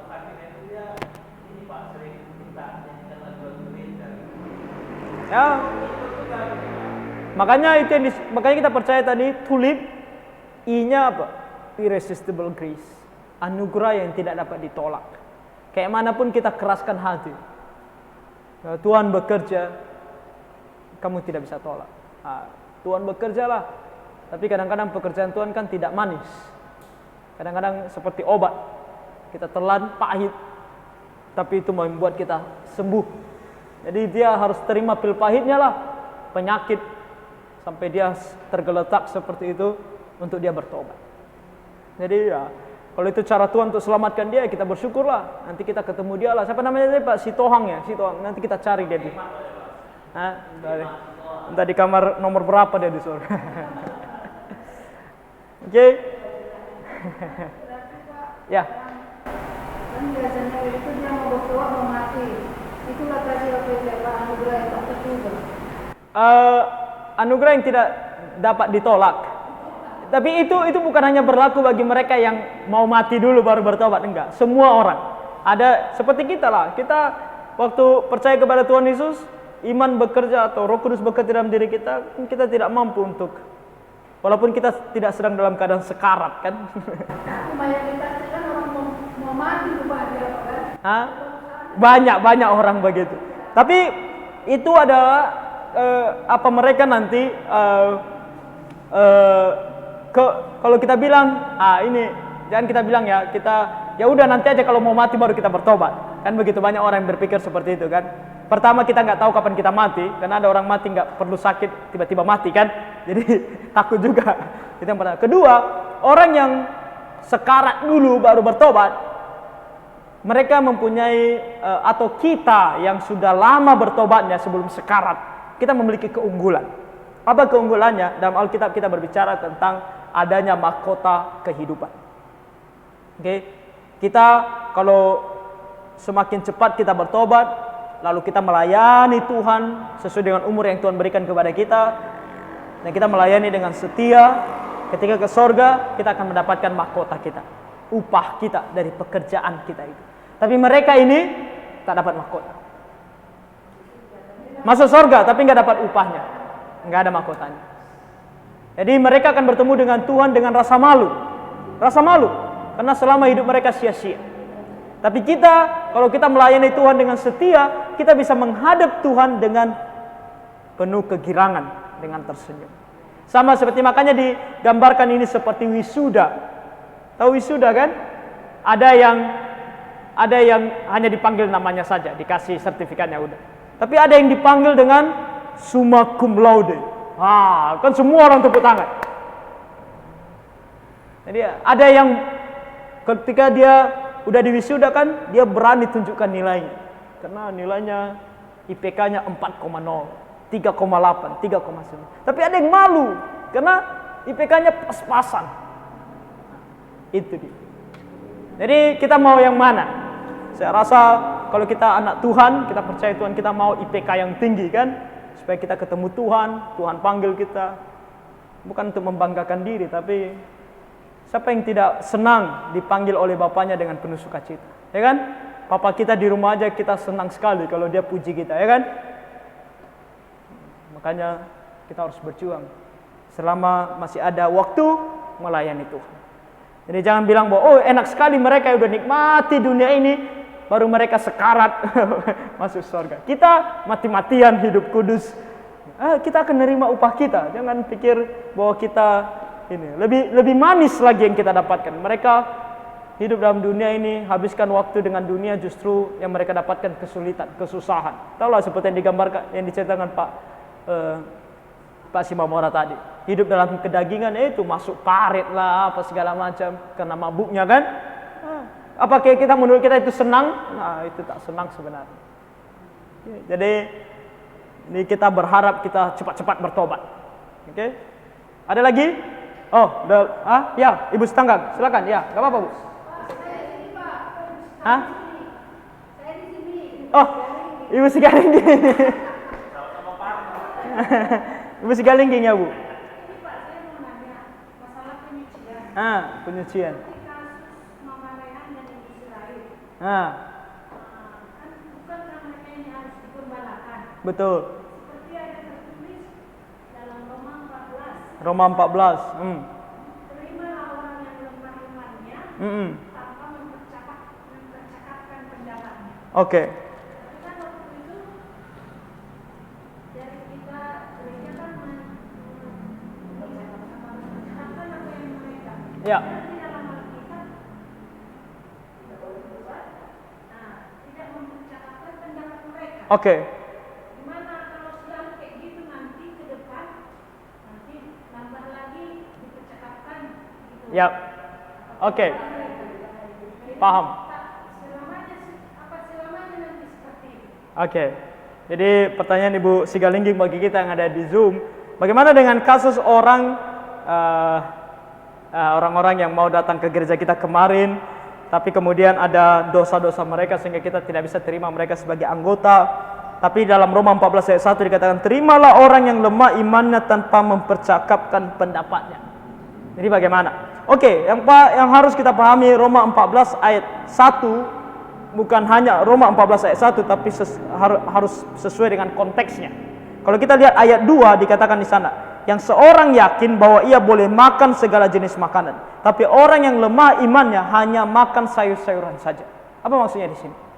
Maksudnya di sini adalah orang Yahudi kan, Orang Yahudi, mereka tidak makan daging-dagingan seperti daging babi, mereka nggak makan. Ya kan? Ada ikan-ikan tertentu mereka nggak makan. Jadi ada makanan yang najis bagi mereka, itu orang Yahudi. Nah, setelah mereka percaya kepada Tuhan Yesus menjadi orang Kristen, ada orang Yahudi yang tetap mempertahankan, aku nggak boleh makan babi. Karena lemah iman. Dia tidak bisa nerima kalau dia harus makan babi. Walaupun dia sudah percaya kepada Tuhan Yesus. Nah, kalau dia tidak makan babi, dia dosa nggak? Dosa nggak? Dosa nggak? Enggak, pertanyaannya dulu, dosa atau bukan? Bukan dosa kan? Bukan dosa. Dia makan babi atau dia tidak makan babi, bukan dosa kan? Jadi itu yang dimasukkan di sini. Yang lemah imannya yang dimasukkan di sini adalah lemah imannya dalam hal bukan dosa. Bukan dosa. Perbuatan yang bukan dosa, walaupun aneh kelihatannya, tapi bukan dosa. Nah, itu konteksnya di sini. Nah, konteks orang yang tidak bisa kita terima menjadi anggota kemarin, konteksnya adalah dosa. Bukan sesuatu yang bukan dosa.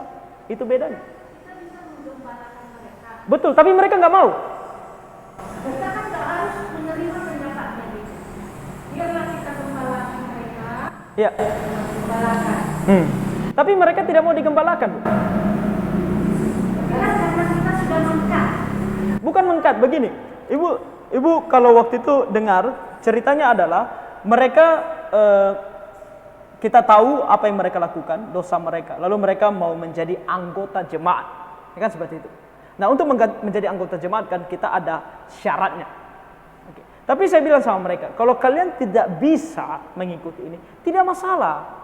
Datang saja ke gereja, kita akan tetap gembalakan kalian. Sama seperti jemaat lainnya. Sama. Hanya bedanya kalian dengan jemaat anggota adalah anggota punya suara atau hak suara untuk memilih. Sementara kalian tidak. Itu aja bedanya. Tapi kalau untuk digembalakan, kalau kalian mati, saya kuburkan. Kita kuburkan. Tuh. Jadi kita tetap mau menggembalakan mereka. Tapi mereka langsung bilang apa? Aku tidak mau lagi gereja di sini. Aku mau pindah ke gereja lain. Kalau kayak gitu, kita mana bisa tahan mereka? Tapi sudah kita berusaha. Saya datang ke rumah mereka. Ibu Supati juga datang ke rumah mereka untuk bicara, untuk mengajak kembali ke gereja. Tapi mereka tidak mau. Kalau ibu kita itu jelas, dia mengatakan bahwa saya tidak bisa. Ya, saya tidak bisa. Itulah, sekarang mereka udah di sana. Padahal di sana seperti itu aja lah kan apa gitu. Nah, Mereka tak digembalakan lah istilahnya, tapi di sini kita sudah digembalakan. justru itu menunjukkan bahwa mereka nggak mau digembalakan. Karena di sana mereka tidak digembalakan dengan benar. Mereka senang. Mereka senang. Mereka mau bebas melakukan apa saja yang mereka mau. Mereka tidak mau digembalakan. Kalau mereka mau digembalakan, mereka akan tetap di sini, ikuti pengajarannya. Kan saya bilang sama mereka, kalian kan seperti Ibu Mama Rifan. Kita bilang Ibu Mama Rifan ya, karena Ibu sebutkan. Dia kan baru sekitar 1 tahun ibadah sama kita. Jadi saya bilang sama dia, enggak apa-apa, kamu datang lagi, pelajari lebih dalam lagi. Tuhan akan bekerja dan mampukan kamu. Tapi dia langsung bilang, aku tidak bisa lepas dari dosa ini. Aku mau ke tempat yang dosa ini diizinkan. Seperti itulah bahasanya kalau secara tegas. Seperti apa yang dia pilih sekarang lah. Gereja seperti itu yang tidak melihat kamu siapa, apa yang kamu lakukan, mereka tidak peduli.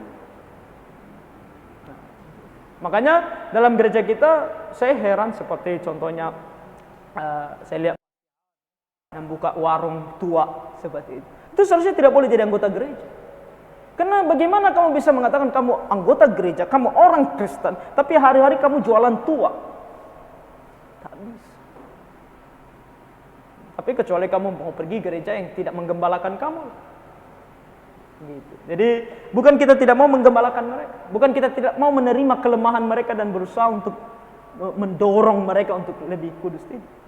Tapi mereka di langkah pertamanya saja sudah tidak mau ambil. Mereka langsung keluar. Seperti itu. Kita mengangkat mereka yang mengangkat di gereja. Iya. Roh Kudus pun diikat sama dia. Saya kadang-kadang mampir kok ke warung dia itu untuk bicara sama dia, ajak dia lagi ke gereja. Walaupun dia sudah pindah jadi anggota di gereja lain ya. Saya kalau ketemu dia ajak dia lagi. Natal kemarin saya ajak, anaknya dia saya ajak, pemuda. tapi tak mau. Kadang-kadang memang kita hanya perlu ya. Kalau hal yang bukan dosa, kita akan kompromi. Makanya cara suku kita, orang ini, orang itu, ada adatnya seperti ini yang bukan dosa, walaupun tidak sesuai dengan apa yang kita inginkan, ya kita tidak mau bicarakan. Kita tidak bicarakan. Kan? Tapi kalau itu dosa, kita harus bicarakan. Karena firman Tuhan bilang harus ditegur orang yang berbuat dosa. Oke Bu ya? Oke. Jangan ada lagi, minggu depan lagi. Nah udah lewat jam 9 kan?